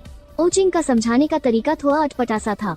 पापा को अभी भी कुछ समझ नहीं आ रहा था, तो उसने सर्जरी फ्रूट का एक वीडियो निकालकर उन्हें दिखाया। ओ हाय की हैरानी बढ़ती जा रही थी। वाकई ये डेविल फ्रूट तो बेकमाल की चीज है। लेकिन बेटा, मेरी उम्र हो चुकी है। ये फ्रूट तुम दोनों भाई बहन ही रख लो। पापा, अगर आप और माँ तातावर रहेंगे तो मैं भी बेकर होकर अपना काम कर सकूंगा, वरना मेरा ध्यान हमेशा घर की फिक्र में ही अटका रहेगा। मैंने जानबूझकर ऐसा कहा था, और जैसा कि मैंने सोचा था, मेरी बात सुनकर ओ हाय मान गए। आखिरकार कोई भी माँ बाप अपने बच्चों पर बोझ नहीं बनना चाहता। जैसे ही पापा ने उसका एक बाइट लिया, एक बहुत ही गंदा स्वाद उनके मुंह में ऐल गया। उन्हें मुंह बनाते देख हुए ने जल्दी से कहा, डेविल फ्रूट खाने में बहुत गंदे होते हैं, लेकिन इसे थूकना मत, चबाना मत, सीधा निगल जाओ। बस एक बाइट ही कागी है। अब जल्दी से अपने शरीर में उस डेविल फ्रूट की ताकत को महसूस करो। देखो क्या तुम उसे इस्तेमाल कर सकते हो। ओ हाई ने वैसा ही किया और अपने अंदर उठ रही उस ताकत पर ध्यान लगाया। उन्होंने धीरे से अपना हाथ उठाया और तुरंत ही उनके चारों तरफ एक पारदर्शी शील्ड बन गई। फिर उनकी नर पास ही रखी एक पोछे पर गई और उन्होंने बस अपने मन में एक ख्याल किया। अगले ही पल वो उस पोछे की जगह पहुंच गए। ये देखकर मैं और ओचिंग खुशी से उछल पड़े।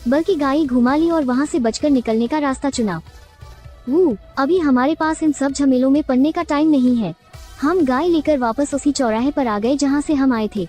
वहाँ से उत्तर की तरफ करीब 7-8 किलोमीटर जाने के बाद हम फिर से पश्चिम की तरफ मुड़ गए। ये इलाका आर्मी के घेरे में नहीं था। यहाँ ओम्बी का आतंक अभी भी बेकाबू था। कभी कभार बिल्डिंग्स के सहारे छुपकर ओम्बी से लते हुए कुछ लोग दिख जाते थे। वो अलग अलग पैंतरे आमाकर ओम्बी को मारते और फिर तुरंत अपने घरों में वापस दुबक जाते। थोड़ा आराम करने के बाद वे फिर बाहर आते और ओम्बी को मारने का मौका ढूंढते। हर कोई इस खौफनाक दुनिया में इंदा रहने के लिए अपनी जान लगा रहा था, लेकिन मेरे हाथ एक बहुत ही शानदार चीज लग गई थी। ये गप की ऑफ रोड गाड़ी। ये किसी सिविलियन बख्तरबंद गाड़ी से कम नहीं थी, बस इसमें नेविगेशन सिस्टम की कमी थी। ये तो बिल्कुल मेरे सपनों की गाड़ी थी। एक नौजवान ने इस मेंगशी कार के दरवाजे में एक छेद कर रखा था। फिर वो गाड़ी के अंदर घुस गया और उस छेद से एक भाला बाहर निकालकर हमला करने वाले ओम्बी को घूंपने लगा। हालांकि सीधा सिर पर निशाना लगाना बहुत मुश्किल था, लेकिन धीरे धीरे करके वो कुछ ओम्बी को मारने में कामयाब हो ही गया। मैंने अपना बाहर ट्रक इस डोंगफिंग मेंगशी के ठीक बगल में रोका और आउचिंग के साथ नीचे कूद पा। मैंने अपनी ड्रैगन मैन फॉर्म एक्टिवेट की और मेरे हाथों में मौजूद ये मोटा और भारी बेसबॉल बैट तबाही मचाने के लिए काफी था। ये बैट बहुत काम का है। भले ही मेरे पास अब इतने पॉइंट्स हैं कि मैं एक तेज धार वाली तलवार खरीद सकता हूँ, फिर भी मैं इसी बैट का इस्तेमाल कर रहा हूँ। उधर कार के अंदर दुबके हुए उस लड़के ने जब अचानक अपने बगल में एक बड़ा सा ट्रक रुकते देखा तो उसकी सांसें हलक में अटक गईं। अरे बाप रे, चिंगलोंग बॉस! क्या चिंगलोंग बॉस भी मुझे लूटने वाले हैं? हाँ। जब तक वो अपने दिमाग में ये उल्टे सीधे ख्याल पका रहा था, मैंने वहाँ मौजूद सभी ओम्बी का सफाया कर दिया था और फिर मैंने उसकी गाड़ी का शीशा खटखटाया। बख्तरबंद गाड़ी में बैठे उस लड़के ने डरते हुए धीरे से दरवाजा खोला। वो अच्छी तरह जानता था कि अगर ये चिंगलोंग बॉस चाहे तो उसकी गाड़ी के परखचे आसानी से उभा सकता है, इसीलिए चुपचाप साथ मिलकर काम करना ही बेहतर है। एक ट्रक, आधा ट्रक भरा हुआ डीजल, और मुझे तुम्हारी यह गाड़ी चाहिए। एक ट्रक और आधे ट्रक डीजल के बदले में मेरी मेंगशी गाड़ी। मुझे लगा था कि ये सीधे लूट लेगा, पर ये तो बराबरी का सौदा कर रहा है। वैसे भी गाड़ी बदलने के बाद ट्रक तो कोई चलाकर ले नहीं जा सकता, तो क्यों न इसे सौदे में ही इस्तेमाल कर लिया जाए। और जहाँ तक डीजल की बात है, मैं भी सारा अपने साथ नहीं ले जा सकता। वो बेवकूफ नहीं है, मेरी चाल वो झट से समझ गया। ये तो बिना कुछ लगाए सब कुछ हथियाना चाहता है। मुझे कुछ नहीं चाहिए, बस आप मुझे अपने साथ ले चलो। ये गाड़ी मैं आपको गिफ्ट कर दूंगा। पिछले 2 दिनों से इस तबाही में जिंदा रहने के बाद उसे इस प्रलय का खौफ अच्छे से समझ आ गया है। अब अगर कोई ताकतवर इंसान मिल रहा है तो उसका साथ पकड़ने में कैसी देरी। मेरी तो बोलती ही बंद हो गई। कितना बेशर्म है ये बंदा। मुझे और भी काम है, मैं तुम्हें साथ नहीं ले जा सकता। एक काम करते हैं, 30 पॉइंट्स तुम्हारे लिए 3 रंगों वाली हॉकी की तकनीक लेने के लिए काफी होंगे। अरे बॉस, मुझे अपने साथ ले चलो ना। मैंने जंगल में जिंदा रहने की ट्रेनिंग ली है, मैं बहुत कुछ कर सकता हूँ। मुझे साथ ले लो ना। ये बंदा तबाही वाले दिनों का पक्का दीवाना है। इसने खास तौर पर ये मोटी चादर वाली आर्मर्ड गाड़ी बनवाई थी और बाहर जिंदा रहने का सारा साजो सामान भी इकट्ठा कर रखा था। ये देखो, ये गाड़ी मैंने बनवाई है और वो सारे हथियार और सामान भी मैंने ही जुगाड़े हैं। मैं सच में बहुत काम आ सकता हूँ। देखो, मुझे और भी काम है, तुम्हें साथ ले जाना मुमकिन नहीं है, लेकिन मैं तुम्हारी हवेली में घुसे उन ज़ॉम्बीज़ को साफ करने में मदद कर सकता हूँ। तुम्हारे पास हॉकी तकनीक लेने के लिए 30 पॉइंट्स तो हैं ही। तुम भी धीरे धीरे खुद को ताकतवर बना सकते हो। हालांकि इस बंदे का मकसद तो पूरा नहीं हुआ, लेकिन हॉकी की ट्रेनिंग हासिल कर लेना भी कोई बुरी बात नहीं है। कम से कम इसके पास इस तबाही में जिंदा बचने की एक पक्की उम्मीद तो आ ही जाएगी। मैं और जियाओ छिंग इस लड़के को लेकर उसकी हवेली के अंदर गए और उसके ज़ॉम्बी बन चुके परिवार वालों और पालतू कुत्ते को मार गिराया। अब अच्छे से अपनी ट्रेनिंग करना, तुम भी इस तबाही की दुनिया में एक ताकतवर इंसान बन सकते हो। बॉस, मेरा नाम लिंग तियान है। क्या आप मुझे अपना नाम बता सकते हैं? अगर मुझे आपसे मिलना हो तो मैं आपको कहाँ ढूंढने आऊँ? मेरे पीछे कुछ ज्यादा ही हाथ धोकर पड़ा है, पर इसे बताने में कोई हर्ज भी नहीं है। अगर इस बंदे में सच में कोई खास टैलेंट हुआ तो आगे चलकर ये मेरे काम आ सकता है। मेरा नाम आओ हाउ है, मैं बियानचेंग का रहने वाला हूँ। अगर तुम पैदल चलकर बियानचेंग तक आ गए तो मैं तुम्हें अपनी टीम में रखने के बारे में सोच सकता हूँ। आओ हाउ, है ना? बस पैदल चलकर बियानचेंग ही तो जाना है। मैं ये जरूर करूँगा। सच कहूँ तो इन ज़ॉम्बीज़ को मारने का कोई फायदा नहीं है। भले ही तुम इनका सिर धड़ से अलग कर दो, फिर भी ये मरे हुए ज़ॉम्बीज़ दूसरे ज़ॉम्बीज़ का निवाला बन जाएंगे और इससे उनका इवोल्यूशन शुरू हो जाएगा। अगर ज़ॉम्बीज़ का पूरी तरह से नामो निशान मिटाना है तो उन्हें जिंदा जलाना होगा, उनकी लाशों को पूरी तरह राख करना होगा। लेकिन जब इन ज़ॉम्बीज़ की लाशों को जलाया जाता है तो उनके शरीर में जमा नमी हवा में घुलने लगती है, जिससे हवा में ज़ॉम्बी वायरस का खतरा और भी ज्यादा बढ़ जाता है। इससे कमजोर शरीर वाले इंसान बड़ी आसानी से इसके शिकार हो सकते हैं। और तो और भारी गर्मी में यह ज़ॉम्बी वायरस और भी तेजी से फैलता है और कई गुना ज्यादा खतरनाक बन जाता है। ये सच में एक बहुत बड़ी दुविधा है। इससे बचने का इकलौता तरीका हॉकी की ट्रेनिंग लेना है। इस तकनीक में अपने शरीर को लोहे जैसा मजबूत बनाया जाता है। जब शरीर अपनी सबसे ताकतवर हद तक पहुंच जाता है तो फिर न ज़ॉम्बी वायरस का कोई डर रहता है और न ही ज़ॉम्बीज का। बाकी सारे तरीके बस थोड़ी देर का ही इलाज है। काश तुम्हारी इन्वेंट्री का स्पेस थोड़ा और बड़ा होता तो हम ये सारा डीजल अपने साथ ले जा सकते थे। अब हमारे पास ईंधन बहुत कम है तो हमारी तलाश करने की सीमा भी कम हो गई है। तुम्हें क्या लगता है कि मैं ऐसा नहीं चाहता? फायरस्टोन की ताकत को बढ़ाना कोई बच्चों का खेल थोड़ी है। और हाँ, ये जंक फूड खाना थोड़ा कम कर दो। थकने पर ईश्वरीय दुकान से एक रसीला मांस ले लेना, इससे शरीर को बहुत अच्छी ताकत मिल जाती है।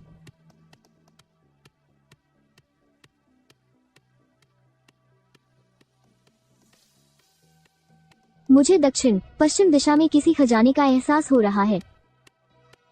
यह सुनकर मैं एकदम जोश में आ गया। खजाने की बात सुनते ही मैं खुशी से पागल हो उठा। अब मैंने गाड़ी से उतरकर उन ज़ॉम्बीज को मारना भी बंद कर दिया, बल्कि मैं उनसे बचता हुआ पूरी रफ्तार से उसी दिशा में निकल पा जो ओकिंग ने बताई थी। जब हम आखिरकार उस जगह के पास पहुंचे तो देखा कि मामला इतना सीधा नहीं था। यह एक फैक्ट्री थी और इसके बाहर लोहे की जालीदार बाड़ लगी हुई थी। ज़ॉम्बीज को अंदर आने से रोकने के लिए दरवाजे पर कई छोटी मशीनें और टूटी फूटी मेज कुर्सियां जमा कर दी गई थीं। उस रुकावट के पीछे कुछ लोग फैक्ट्री के औजारों का इस्तेमाल कर रहे थे। उन्होंने लंबे डंडे वाले कुछ चाकू बना लिए थे ताकि रुकावट तोड़ने की कोशिश करने वाले ज़ॉम्बीज को मार सकें। फैक्ट्री के अंदर भी बहुत से लोग इधर उधर घूम रहे थे और हर छोटी बड़ी कमी की जांच कर रहे थे ताकि कोई ज़ॉम्बी अंदर न घुस पाए। अगर कोई ज़ॉम्बी जाली पर चढ़ता हुआ दिखता तो फौरन कोई ना कोई भाले जैसा लंबा डंडा लेकर आ जाता, जिसके सिरे पर एक तेज धार वाला चाकू वेल्ड किया गया था, और ज़ॉम्बी को नीचे गिरा देता। यह जगह पूरी तरह से एक शुरुआती सुरक्षित बेस बन चुकी थी, जिससे साफ था कि यहाँ के लोग कोई मामूली इंसान नहीं है। तुम गाड़ी में ही मेरा इंतजार करो, बाहर ज़ॉम्बीज बहुत ज्यादा हैं। यह जगह तुम्हारी ट्रेनिंग के लिए ठीक नहीं है। भैया, अपना ख्याल रखना। हम लगता है इस लड़के को अपनी जान प्यारी नहीं है। देखना अभी ये कैसे टुकड़ों में बांटता है। हाँ हाँ बिल्कुल, ये तो पक्का 3 सेकंड भी जिंदा नहीं बच पाएगा। आस पास के सारे ज़ॉम्बीज मेरी तरफ खिंचे चले आ रहे थे, लेकिन मैंने फिर भी अपना ड्रैगन रूप नहीं लिया, क्योंकि अब मैं कांस्य त्वचा के स्तर तक पहुंच चुका था। मेरा शरीर पहले से ही काफी ताकतवर था और पिछले 1 महीने की कड़ी मेहनत ने मेरे शरीर को फौलाद जैसा मजबूत बना दिया था। और मेरे पास एक खास हुनर था जिससे मैं सीधा अपनी प्रचंड शक्ति को जगा सकता था। साथ ही अपने आप ताकत बने और ट्रेनिंग की रफ्तार दोगुनी होने का मुझे दोहरा फायदा भी मिल रहा था। मेरी प्रचंड शक्ति तेजी से बढ़ रही थी और दुनिया तबाह होने के दूसरे ही दिन मैं कांस्य त्वचा के स्तर पर पहुंच गया था। अब ये कांस्य त्वचा कोई सचमुच के तांबे जैसी चमड़ी नहीं थी।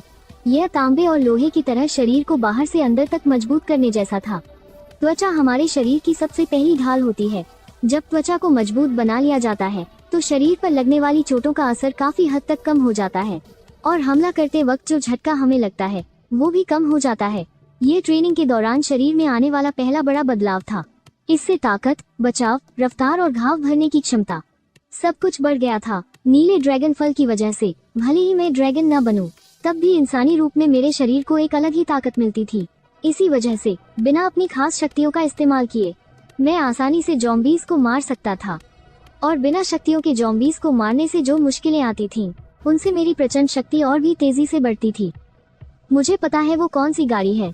वो डोंगफिंग मैंगशी है, एक तरह की प्राइवेट बख्तरबंद गाड़ी। हे भगवान, वो चाहता तो इस गाड़ी से आराम से इन ज़ॉम्बीज की भीड़ से निकल सकता था, लेकिन उसने जानबूझकर इसे हमारे दरवाजे पर रोका है। पक्का इसके मन में हमारे बेस को लेकर कोई चाल चल रही है। आखिर वो चाहता क्या है? क्या वो हमारा बेस छीनना चाहता है? क्या हमें लाओ झांग को बता देना चाहिए? बॉस, बाहर एक बहुत ही खतरनाक आदमी आया है। उसने अकेले ही 100 से ज्यादा ज़ॉम्बीज को मार गिराया है और वो डोंगफिंग बख्तरबंद गाड़ी चलाता हुआ हमारे दरवाजे पर आकर रुका है।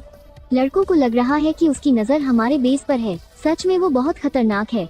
वो ज़ॉम्बीज को ऐसे मार रहा है जैसे कोई बच्चों का खेल हो। उसे देखकर मेरे पसीने छूट रहे हैं। अगर इस आदमी के मन में हमारे बेस को लेकर कोई खोट हुआ तो क्या हम इसका सामना कर पाएंगे? काफी देर तक खून खराबा करने के बाद आखिरकार फैक्ट्री के उत्तरी दरवाजे के सामने के सारे ज़ॉम्बीज का मैंने सफाया कर ही दिया। अपने दर्द करते हाथों को झटकते हुए मैं लंबे लंबे कदम बाता हुआ फैक्ट्री के दरवाजे पर पहुंचा। मुझे अंदर जाकर कुछ लेना है। तुम क्या लेने वाले हो? ये तो नहीं कह सकते कि तुम्हें डेविल फ्रूट चाहिए। लगता है यहाँ का डेविल फ्रूट किसी ऐसी जगह छिपा है जहाँ किसी की नजर न पड़े, वरना ये लोग उसे कब का खा चुके होते। मैं कुछ सब्जियाँ ले लेता हूँ। ये बात सुनते ही मेरा शक और भी पक्का हो गया। वो मेरे बेस पर ही कब्जा करने आया है और मुझे धोखा देकर दरवाजा खुलवाकर इसे हथियाना चाहता है। युद्ध नीति में इसे क्या कहते हैं? हाँ, रास्ता मांगने के बहाने कब्जा कर लेना। भले ही मैं एक मामूली मजदूर हूँ, लेकिन खाली समय में युद्ध की किताबें जरूर पढ़ता हूँ। तू मुझे बेवकूफ बनाने की कोशिश मत कर। हमारे पास खुद खाने के लिए कुछ नहीं है। जाकर कहीं और ढूंढ। हाँ, बिल्कुल सही। हमें उल्लू मत बना। और अगर मैं जबरदस्ती लेना चाहूँ तो? माना कि मैं कोई बहुत अच्छा इंसान नहीं हूँ, लेकिन बिना बात के मैं किसी पर हमला भी नहीं करता। उम्मीद है कि ये लोग समझदारी दिखाएंगे। साले, हम इतने सारे हैं, क्या हम तुझसे डर जाएंगे? हिम्मत है तो अंदर आ जा। देखते हैं कौन किससे डरता है। क्या तुझे लगा कि तू हमें डरा देगा? हम तेरा ही इंतजार कर रहे हैं। जरा मैं भी तो देखूं तू क्या उखाड़ लेगा। ठीक उसी वक्त एक अनदेखी और खौफनाक ताकत चारों तरफ फैल गई। मजदूरों को ऐसा लगा जैसे वो किसी बहुत बड़े और खूंखार राजा के सामने खड़े हों। वो मारे डर के कांपने लगे। कुछ लोग तो धड़ाम से घुटनों के बल गिर पड़े और जो सबसे ज्यादा डरपोक थे वो तो सीधे बेहोश ही हो गए। सिर्फ बूढ़ा झांग और उसके कुछ साथी, जिन्होंने ट्रेनिंग शुरू कर दी थी, वही मेरी आंखों में आंखें डाल पा रहे थे। ये पक्का कॉन्करस हाकी है। हाँ, कॉन्करस हाकी। बॉस, उसे अंदर आने दो।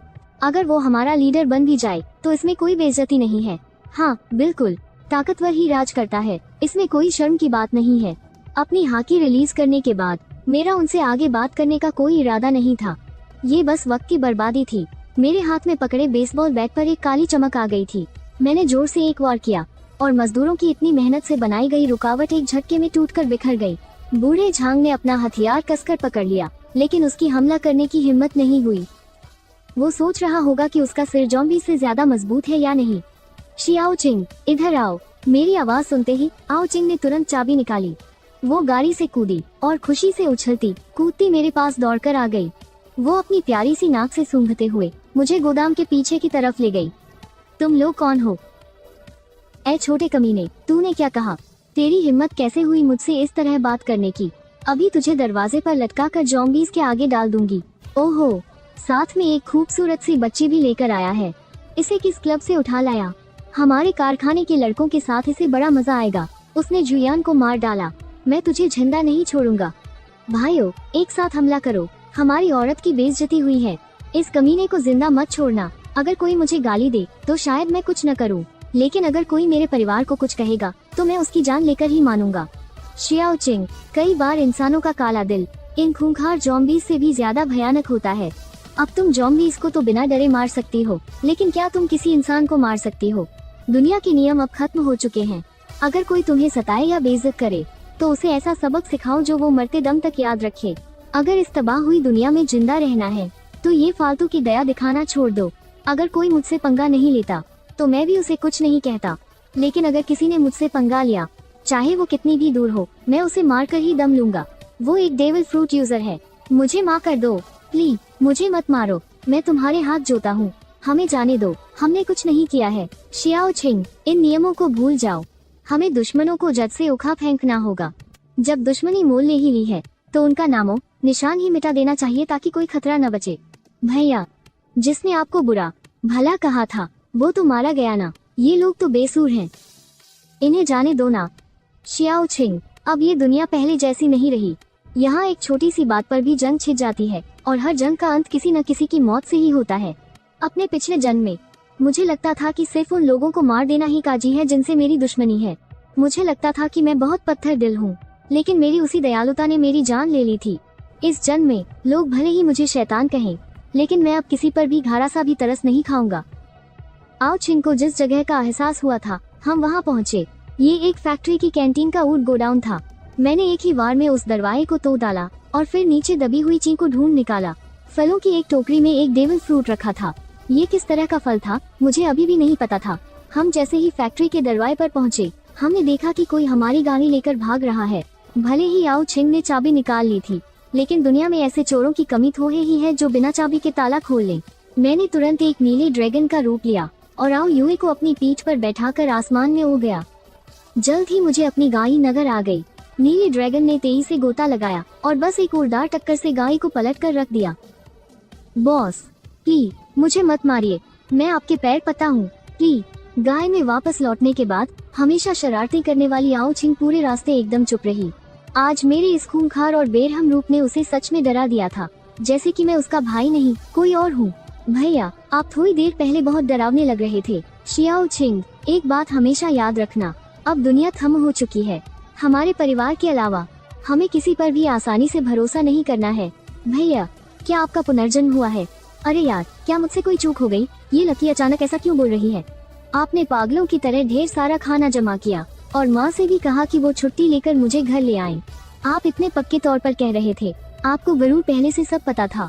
और जब से आप घर वापस आए हैं ना, मुझे आप बिल्कुल अजनबी जैसे लग रहे हैं, जैसे कि आप कोई और ही इंसान हो। मुझे लगता है कि ऐसा होने के सिर्फ दो ही कारण हो सकते हैं, या तो आपका पुनर्जन्म हुआ है या फिर किसी आत्मा ने आपके शरीर पर कब्जा कर लिया है।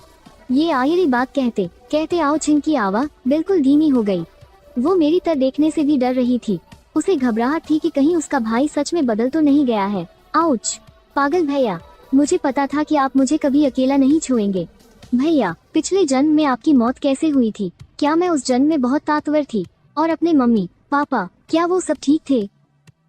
तुम सब मारे गए थे।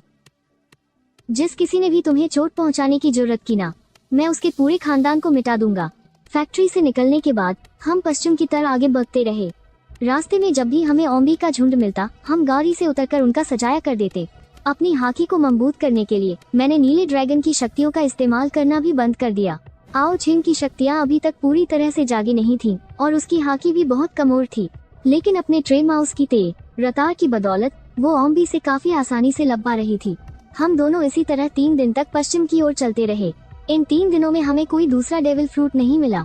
इस वजह से आओ छिंग का जोश थोड़ा ठंडा पड़ने लगा था। उसे तो ये शक भी होने लगा था कि कहीं उसकी शक्तियों में कोई गड़बड़ी तो नहीं आ गई है, लेकिन मैंने उसे समझाया, यही तो सामान्य बात है। अपने पिछले जन्म में मैं दूसरे ईश्वरीय काल तक जिंदा रहा था, एक बेहद ताकतवर गुट के आंकड़ों के हिसाब से। तब 10,000 से भी ज्यादा अलग अलग शक्तियों वाले लोग सामने आए थे। भैया हम उस तरफ चलते हैं। आओ छिंग ने चौराहे के पास एक छोटे से रास्ते की तरफ इशारा करते हुए कहा। मैंने हैरानी से नक्शे को देखा। वह रास्ता तो घने पहाड़ों के बीच जाता था। पिछले जन्म में भी बहुत से लोग भागकर घने पहाड़ों में छिप गए थे। हालांकि वो उन खूंखार म्यूटेंट से तो बच गए, लेकिन उन्होंने अपनी ताकत बढ़ाने का मौका खो दिया और आखिरकार बदकिस्मती से जंगलों में ही मारे गए। मुझे लग रहा है कि वहाँ कुछ बहुत बढ़िया मिलेगा। आओ छिंग को खुद भी पूरा यकीन नहीं था। आयर, ये छठी इंद्री वाली बात बहुत ही अजीब होती है, लेकिन मुझे उस पर पूरा भरोसा है। मैंने तुरंत गाड़ी पहाड़ों की तरफ मोड़ दी। रास्ते में कोई भी ज़ॉम्बी रास्ता नहीं रोक रहा था। गाड़ी पूरी रफ्तार से हवा से बातें करते हुए दौड़ रही थी। आओ छिंग ने अपने पैर डैशबोर्ड पर टिका रखे थे और मेज से पैर हिलाते हुए स्नैक्स खा रही थी और ईश्वरीय स्पेस में वीडियो और पोस्ट स्क्रॉल कर रही थी। हाँ, ये कितना मजेदार है। भैया मैंने अभी एक पोस्ट देखी, किसी को डेविल फ्रूट नहीं मिला तो वो रोना रो रहा है। अरे अरे अरे, ये कैसे मुंह बना रहे हो तुम? तुम्हें पता है ये शिकायत करने वाला इंसान कौन है? वो ओडा है। हे, हाँ, ओडा बुढ़ा तो पक्का गुस्से से उबल रहा होगा। हाँ, तुम्हें पता नहीं, ये पोस्ट अब ईश्वरीय स्पेस में पागलों की तरह वायरल हो रही है। कुछ लोग तो चाहते हैं कि ओडा उन्हें हाकी की तकनीक सिखाए, लेकिन ओडा ने कहा, अरे भाई मैं तो बस एक मामूली सा चित्रकार हूँ, मुझे खाकी आती है। हाँ, जरा पिछले जन्म के बारे में सोचो। मुझे याद आ रहा है कि ओडा सच में कुछ खास नाम नहीं कमा पाया था। भले ही ईश्वरीय वरदान ने उसी की रची हुई दुनिया का इस्तेमाल किया हो, लेकिन अब उसका असली लेखक से कोई लेना देना नहीं था। आसमान को धीरे धीरे काला होते देख मैंने गाड़ी सड़क किनारे रोककर रात भर आराम करने का फैसला किया। जैसे ही हम पहाड़ के एक मोड़ से गुजरे, अचानक मुझे आगे थोड़ी सी रोशनी दिखाई दी। रोशनी का मतलब है कि वहाँ लोग हैं, लेकिन इस तबाही भरी दुनिया में दूसरों पर बिल्कुल भी भरोसा नहीं किया जा सकता। हालांकि मैं बेरहम हूँ, लेकिन इतना भी नहीं कि बेगुनाहों पर हमला कर दूं। इस कयामत के दौर में इंसानों की नीयत भांपना बहुत मुश्किल है। बिना सोचे समझे किसी के यहाँ रुकना बहुत खतरनाक हो सकता है। बेहतर होगा कि हम सावधानी से बाहर ही आराम करें। मैंने गाड़ी सड़क किनारे रोक दी। उस दूर की रोशनी के सहारे ही हमने यहीं रात बिताने का फैसला किया। आओ ये ने गाड़ी के पीछे से कैंपिंग का सामान निकाला और वहीं पर एक बड़ा सा टेंट लगा दिया। माना कि ये तबाह हो चुकी दुनिया बहुत खतरनाक है, लेकिन मेरी खास देखभाल में आओ चिंग को बिल्कुल डर नहीं लग रहा था, बल्कि उसे तो इसमें एक अलग ही मजा और रोमांच आ रहा था। भैया क्या हुआ? ये दहाड़ है। दहाड़? कैसी दहाड़? दहाड़ का मतलब है जॉम्बी की गुस्से भरी चीख। लेकिन भैया, आपने जॉम्बी को दहाड़ते हुए कब सुन लिया? जॉम्बी तो आवाज नहीं कर सकते ना। जॉम्बी का शरीर सड़ा हुआ होता है, उनके वोकल कॉर्ड्स भी गल चुके होते हैं, इसीलिए वो आवाज नहीं निकाल सकते। लेकिन जैसे जैसे जॉम्बी इवॉल्व होते हैं, उनका शरीर धीरे धीरे खुद को ठीक करने लगता है और उनमें शरीर के बुनियादी काम करने की ताकत वापस आ जाती है, जैसे कि बोलना। लेकिन आवाज निकालने के लिए उनका कम से कम एक स्टार जॉम्बी होना जरूरी है। एक स्टार? अभी जो म्यूटेंट जॉम्बी बने हैं वो तो बस बिना किसी लेवल वाले आम जॉम्बी हैं। उनकी ताकत बस थोड़ी सी ज्यादा होती है, हड्डियां थोड़ी सख्त होती हैं, लेकिन उन्हें मारना कोई मुश्किल काम नहीं है। एक आम इंसान भी उन्हें आसानी से खत्म कर सकता है। लेकिन जब वो इंसानों का मांस खाते हैं तो उनका शरीर पूरी तरह से ठीक हो जाता है और तब उनकी रफ्तार कहीं ज्यादा तेज हो जाती है। वो बिल्कुल इंसानों की तरह लड़ना सीख जाते हैं और उसी वक्त वो एक स्टार जॉम्बी बन जाते हैं। इन्हें मीट जॉम्बी भी कहा जाता है। इन खूंखार मीट जॉम्बीज का सामना करने के लिए तुम्हारी ताकत कम से कम कॉपर स्किन लेवल तक होनी चाहिए। अब ये जगह बिल्कुल भी सुरक्षित नहीं है, तुम वापस गाड़ी में जाओ। अगर बात सिर्फ सामने वाले की होती तो ठीक था, लेकिन अगर ये 2 स्टार वाला ज़ॉम्बी निकला तो हम बड़ी मुसीबत में पड़ जाएंगे। मेरी ताकत अभी सिर्फ कॉपर स्किन लेवल तक ही है। इस तरह के खतरनाक ज़ॉम्बी से लड़ने के लिए आयरन बोन लेवल का होना जरूरी है। लेकिन दुनिया तबाह हुए अभी मुश्किल से 5-6 दिन ही तो हुए हैं। ज़ॉम्बीज का इवोल्यूशन इतनी जल्दी नहीं होना चाहिए। मैंने आओ छिंग को सुरक्षित आर्मर्ड गाड़ी में भेजा और खुद को ड्रैगन के रूप में बदल लिया। फिर अपना लोहे का डंडा उठाया और उस तरफ चल पड़ा जिधर से वो भयानक आवाज आ रही थी। पास पहुंचने पर मैंने देखा कि जिस जगह से रोशनी आ रही थी वो एक बहुत ही पुराना और खंडहर हो चुका मंदिर था। लेइज़ो मंदिर इन सुनसान जंगलों के बीच छिपा हुआ था और इसकी हालत भी काफी खस्ता थी। ये पक्का कोई दिखावे वाला या कमर्शियल मंदिर नहीं था। असली तपस्वी तो बस यही मिल सकते हैं। हाँ, बचाओ, कोई मुझे बचाओ। राक्षस? हाँ, ये सुनकर मेरा तो दिमाग ही खराब हो गया। इतना हट्टा कट्टा इंसान और अंदर से इतना डरपोक। मैंने मंदिर के अंदर कदम रखा ही था कि तभी मुख्य हॉल की पुरानी दीवार एक जोरदार धमाके के साथ गिर पड़ी। वहाँ एक बूढ़ा आदमी था जिसकी त्वचा बिल्कुल काली पड़ चुकी थी और उसने तपस्वियों वाले कपड़े पहने हुए थे। वो पागलों की तरह एक इंसान पर झपट कर उसे नोच रहा था। जमीन पर पहले से ही कई बेगुनाहों की लाशें बिखरी पड़ी थीं। वो नजारा सच में बहुत खौफनाक था। आवाज सुनकर उस बूढ़े तपस्वी ने पीछे मुड़कर मेरी तरफ देखा। जैसे ही मेरी नजरें उसकी आंखों से मिली, मेरे दिल ने कहा, गड़बड़ है, ये कोई नॉर्मल ज़ॉम्बी नहीं है, ये तो एक जियांगशी है। शिकार को खाते वक्त भी उस बूढ़े के हाथ पैर बिल्कुल सीधे और अकड़े हुए थे। उसके सूखे हुए हाथों में लंबे लंबे नुकीले नाखून थे और मुंह में 4 खतरनाक नुकीले दांत। ये सारे लक्षण एक जियांगशी के ही होते हैं। जब एक नॉर्मल ज़ॉम्बी अपने इवोल्यूशन के अगले लेवल पर पहुंचता है तो वो भारी मात्रा में वायरस का इस्तेमाल करके अपने शरीर को लोहे जैसा बना लेता है। इस वजह से सारा वायरस उसके शरीर में ही जमा हो जाता है बिना पचे हुए। यही जमा हुआ वायरस उनके शरीर को एकदम कड़क कर देता है, लेकिन साथ ही उन्हें तांबे और लोहे जैसी ढाल भी दे देता है। इन्हें मारना बहुत मुश्किल होता है। शुक्र है कि इनकी कमजोरी अभी भी इनका सिर ही होता है। अगर इनका सिर काट दिया जाए या कुचल दिया जाए तो ये मर जाते हैं। साला, इतनी सुनसान जगह पर इसे इवॉल्व होने के लिए इतना सारा वायरस आखिर मिला कहाँ से? उस बूढ़े ज़ॉम्बी ने आधा खाया हुआ शरीर जमीन पर फेंका और हवा में छलांग लगाते हुए सीधा मेरी तरफ झपटा। उसका शरीर भले ही अकड़ा हुआ था, लेकिन सिर्फ एक ही छलांग में वो मेरे बिल्कुल सामने आ पहुंचा। मैंने खुद को बचाने के लिए तुरंत अपना बेसबॉल बैट आगे कर दिया। ज़ॉम्बी ने उस पर जोर से दांत गड़ा दिए और मेरे बैट पर उसके 4 दांतों के गहरे निशान छप गए। मैंने भी पलटवार करते हुए उसके मुंह पर अपने ड्रैगन की जोरदार गर्म भाप छोड़ दी, लेकिन इससे सिर्फ उसके बाल और कपड़े ही जले। उसकी चमड़ी थोड़ी सी काली जरूर पड़ी, पर उसे कोई खास नुकसान नहीं हुआ। वो बूढ़ा ज़ॉम्बी गुस्से से दहाड़ा और अपने नुकीले नाखूनों से मुझ पर दोबारा हमला कर दिया। Thunder bagua. हालांकि मुझे हॉकी का इस्तेमाल करना नहीं आता, लेकिन बिजली से चमकता हुआ मेरा बेसबॉल बैट सच में किसी थंडर बागुआ वाले हमले से कम नहीं लग रहा था। एक जोरदार धमाके और फिर हड्डियों के टूटने की हल्की सी आवाज आई। मेरा स्पेशल ऑर्डर पर बना भारी और मोटा बेसबॉल बैट बीच में से ही टूटकर 2 टुकड़ों में बौंध गया। और इस इतने दमदार हमले का नतीजा क्या निकला? सिर्फ इतना कि उसकी खोपड़ी पर एक मामूली सी दरार ही आ पाई थी। वो ज़ॉम्बी एक बार फिर से जोर से गुर्राया और अपने बदबूदार नुकीले दांतों से मेरी गर्दन को नोचने के लिए आगे बढ़ा।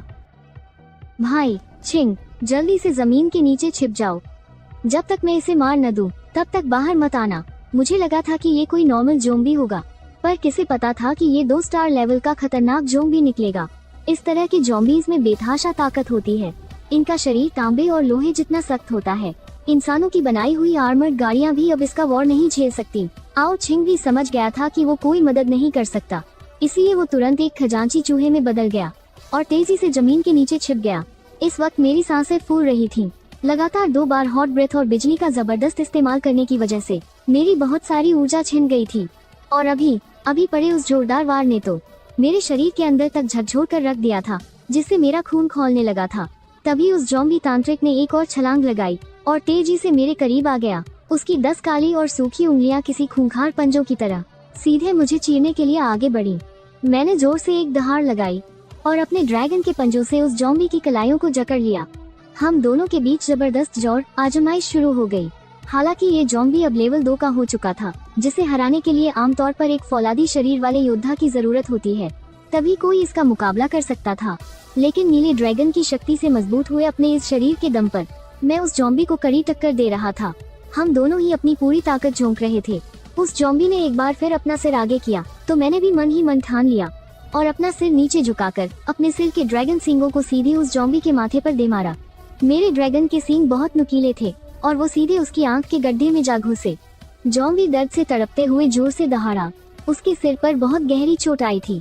अगर कोई आम जीव इस हमले का शिकार होता तो यकीनन उसी वक्त मारा जाता, लेकिन ज़ॉम्बी को तो दर्द महसूस ही नहीं होता। उसने अपना सिर पीछे की तरफ झटका और अपने सिर को मेरे सींगों से बाहर खींच लिया। इसके तुरंत बाद उसने एक खौफनाक दहाड़ लगाई और उसके हाथ भी हल्के से मुड़ गए। ये देखकर मेरी आंखें फटी की फटी रह गईं। ज़ॉम्बी का शरीर इसलिए अकड़ा हुआ होता है क्योंकि ज़ॉम्बी वायरस उसके शरीर में जमा हो जाता है, और जब वो इस ज़ॉम्बी वायरस को पूरी तरह से सोखकर खुद में मिला लेता है तो उसका शरीर फिर से लचीला हो जाता है। अब इस ज़ॉम्बी के दोनों हाथों का हल्का सा मुड़ना इस बात का सबूत था कि वो ज़ॉम्बी वायरस को तेजी से सोख रहा है। मैं अब इस तरह से मुकाबला लंबा नहीं खींच सकता था। मैंने पूरी ताकत से एक दहाड़ लगाई और उस ज़ॉम्बी के हाथों को झटक कर दूर फेंक दिया और अपने नीले ड्रैगन वाले रूप में हवा में उड़ गया। मेरी ड्रैगन की पूंछ ने पलक झपकते ही उस ज़ॉम्बी पर जोरदार वार किया, जिससे वो लड़खड़ा कर गिर पड़ा। आसमान से कड़कती हुई बिजली गिरी, जिसने उसके शरीर को और भी बुरी तरह से झुलसा दिया। भले ही उस ज़ॉम्बी का शरीर फौलाद का बना था, लेकिन फिर भी उसके शरीर पर अनगिनत घाव हो गए। तभी बादलों के बीच से नीले ड्रैगन ने नीचे की तरफ गोता लगाया और अपने पंजों से उस ज़ॉम्बी के हाथों को जकड़ लिया और उसे हवा में उठा लिया। तेज तूफानी हवाओं की वजह से ज़ॉम्बी का संतुलन बिगड़ गया था और वो अपनी ताकत का इस्तेमाल नहीं कर पा रहा था। नीला ड्रैगन उसे सीधा आसमान में ले गया। मैंने एक भयानक दहाड़ लगाई और अपने पंजों की पूरी ताकत लगा दी। मैं उस ज़ॉम्बी को बीच से चीर कर 2 टुकड़ों में फाड़ देना चाहता था, लेकिन वो ज़ॉम्बी भी अंदर की तरफ पूरा जोर लगा रहा था। मैं उसे चीर ही नहीं पाया। मेरा स्तर अभी भी बहुत कमजोर था। भले ही नीले ड्रैगन का रूप लेने के बाद मैं उस ज़ॉम्बी पर भारी पड़ रहा था, लेकिन उसे जान से मारना बिल्कुल भी आसान नहीं था। और इसी पल भर की लड़ाई में मुझे ऐसा महसूस होने लगा था जैसे मेरी पूरी ताकत खत्म हो रही है। अगर मुझे ड्रैगन के रूप में सिर्फ उड़ना होता तो मैं और ज्यादा देर तक टिक सकता था, लेकिन लड़ाई करते हुए मैं इस रूप में ज्यादा देर तक नहीं रह सकता था। मैं एक बार फिर तेजी से बादलों की तरफ उड़ा और अपने पंजों में जकड़े उस ज़ॉम्बी को पूरी ताकत से नीचे जमीन की तरफ पटक दिया। एक बहुत बड़े धमाके की आवाज के साथ उस ज़ॉम्बी का शरीर सीधे उस मंदिर से जा टकराया। मंदिर के मुख्य हॉल में वो ज़ॉम्बी जोर से जमीन पर आ गिरा। इस टक्कर से उसका शरीर पूरी तरह से जख्मी हो गया था, लेकिन फिर भी वो नीचे नहीं गिरा। मैं भी उसके पीछे पीछे जमीन पर आ गया और वापस अपने इंसानी रूप में बदल गया। मेरी सांसें बहुत तेजी से चल रही थीं। ये पहली बार था जब मैंने अपनी पूरी ताकत के साथ नीले ड्रैगन के रूप में लड़ाई की थी। बेशक ये रूप बहुत ताकतवर है, लेकिन मेरे अभी के स्तर के हिसाब से इसे संभालना मेरे लिए बहुत मुश्किल हो रहा था। कैदो इसलिए इतना ताकतवर था क्योंकि वो अकेले ही किसी भी पूरे देश को तबाह करने की ताकत रखता था। अज्यू ड्रैगन फ्रूट तो बस सोने पर सुहागा है और मैं पूरी तरह से इसी की ताकत के भरोसे लड़ रहा हूँ। जमीन आसमान का फर्क है। तुम्हारा भाई अब दावत उड़ाएगा। मेरी ताकत थोड़ी वापस आ गई है और वो ज़ॉम्बी बाबा भी फिर से उठ खड़ा हुआ है।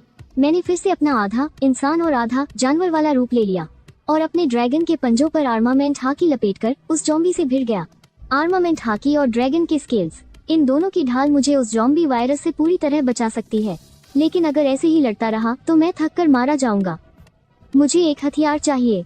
एक और जोरदार टक्कर के बाद मैं तेजी से पीछे हट गया, पर इस वक्त गॉड गिफ्ट स्पेस में जाकर हथियार निकालने का बिल्कुल भी समय नहीं था और एओ किंग के पास भी इतने पॉइंट्स नहीं थे। मैं बस कोई तरकीब सोच ही रहा था कि तभी मेरी नजर मूर्ति के टूटे हुए टुकड़ों के पास गिरी। एक लोहे की छड़ पर पड़ी। मुझे अचानक याद आया कि ये थंडर गॉड का मंदिर है और ये बांस जैसी दिखने वाली लोहे की छड़ उसी थंडर गॉड की मूर्ति के हाथ में मौजूद वो स्टील का कोड़ा है। मैं झपट कर वहाँ पहुँचा और उस भारी स्टील के कोड़े को जमीन से उठा लिया। मूर्ति काफी बड़ी थी, इसलिए ये कोड़ा भी बहुत मोटा और लंबा था। आमतौर पर ऐसे कोड़े 80 सेंटीमीटर से ज्यादा लंबे नहीं होते, लेकिन ये तो पूरा 1 मीटर 20 सेंटीमीटर लंबा था और कहीं ज्यादा मजबूत भी।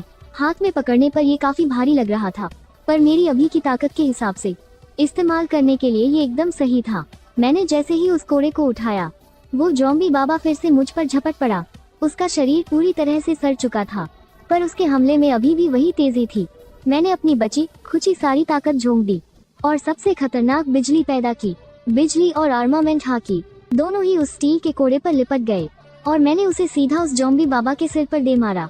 टक्कर इतनी जोरदार थी कि मेरी हथेली के ड्रैगन स्केल्स तक चटक गए, लेकिन मेरी इस एक चोट से उस ज़ॉम्बी बाबा के सिर के चिथड़े उड़ गए।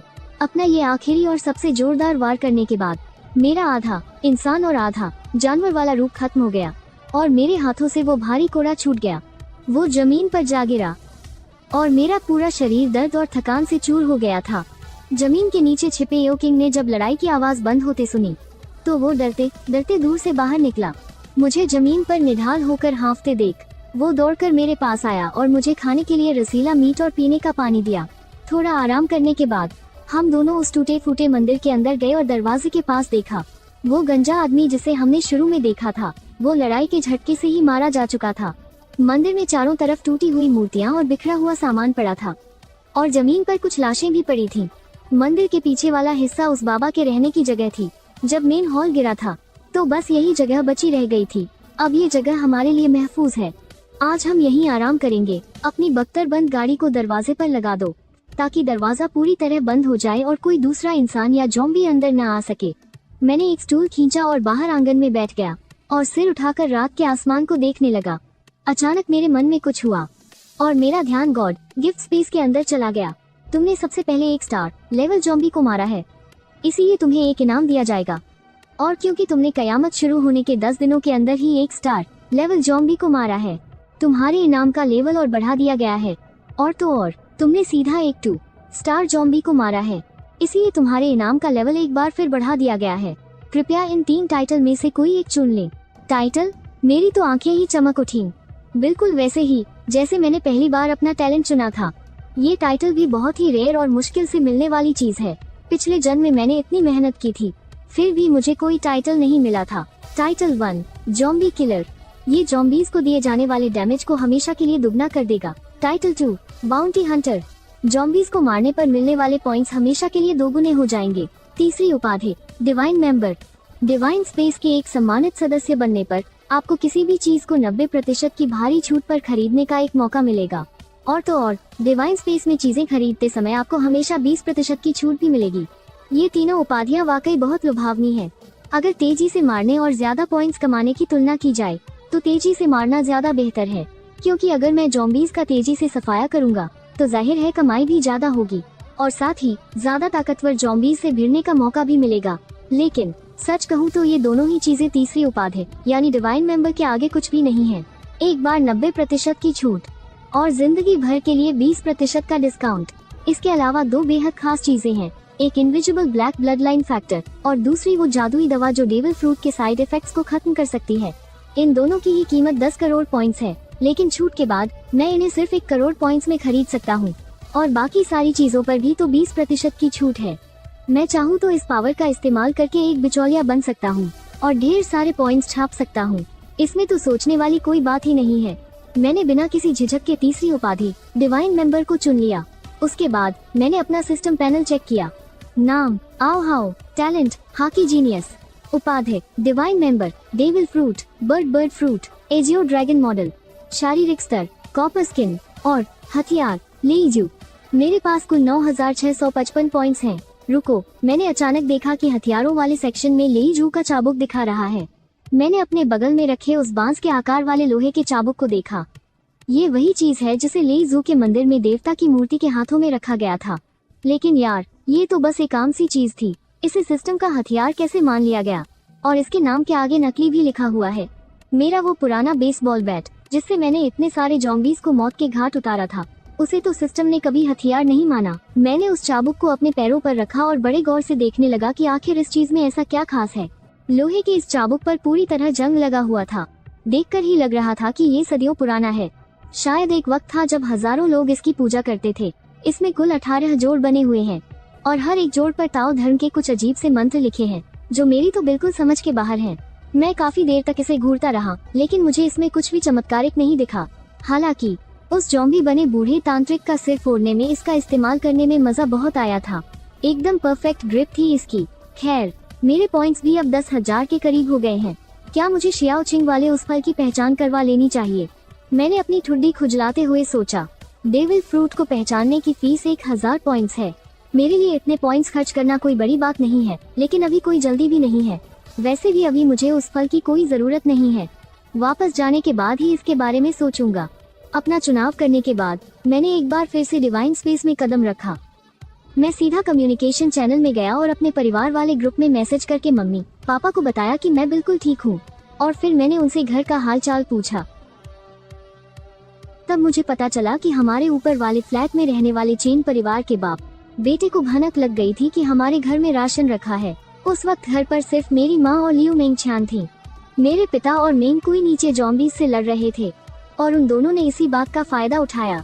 मेरी माँ इतनी भली है कि वो अपनी मर्जी से उन्हें कुछ राशन देने वाली थी, लेकिन उन दोनों बाप बेटे की नीयत ही खराब थी।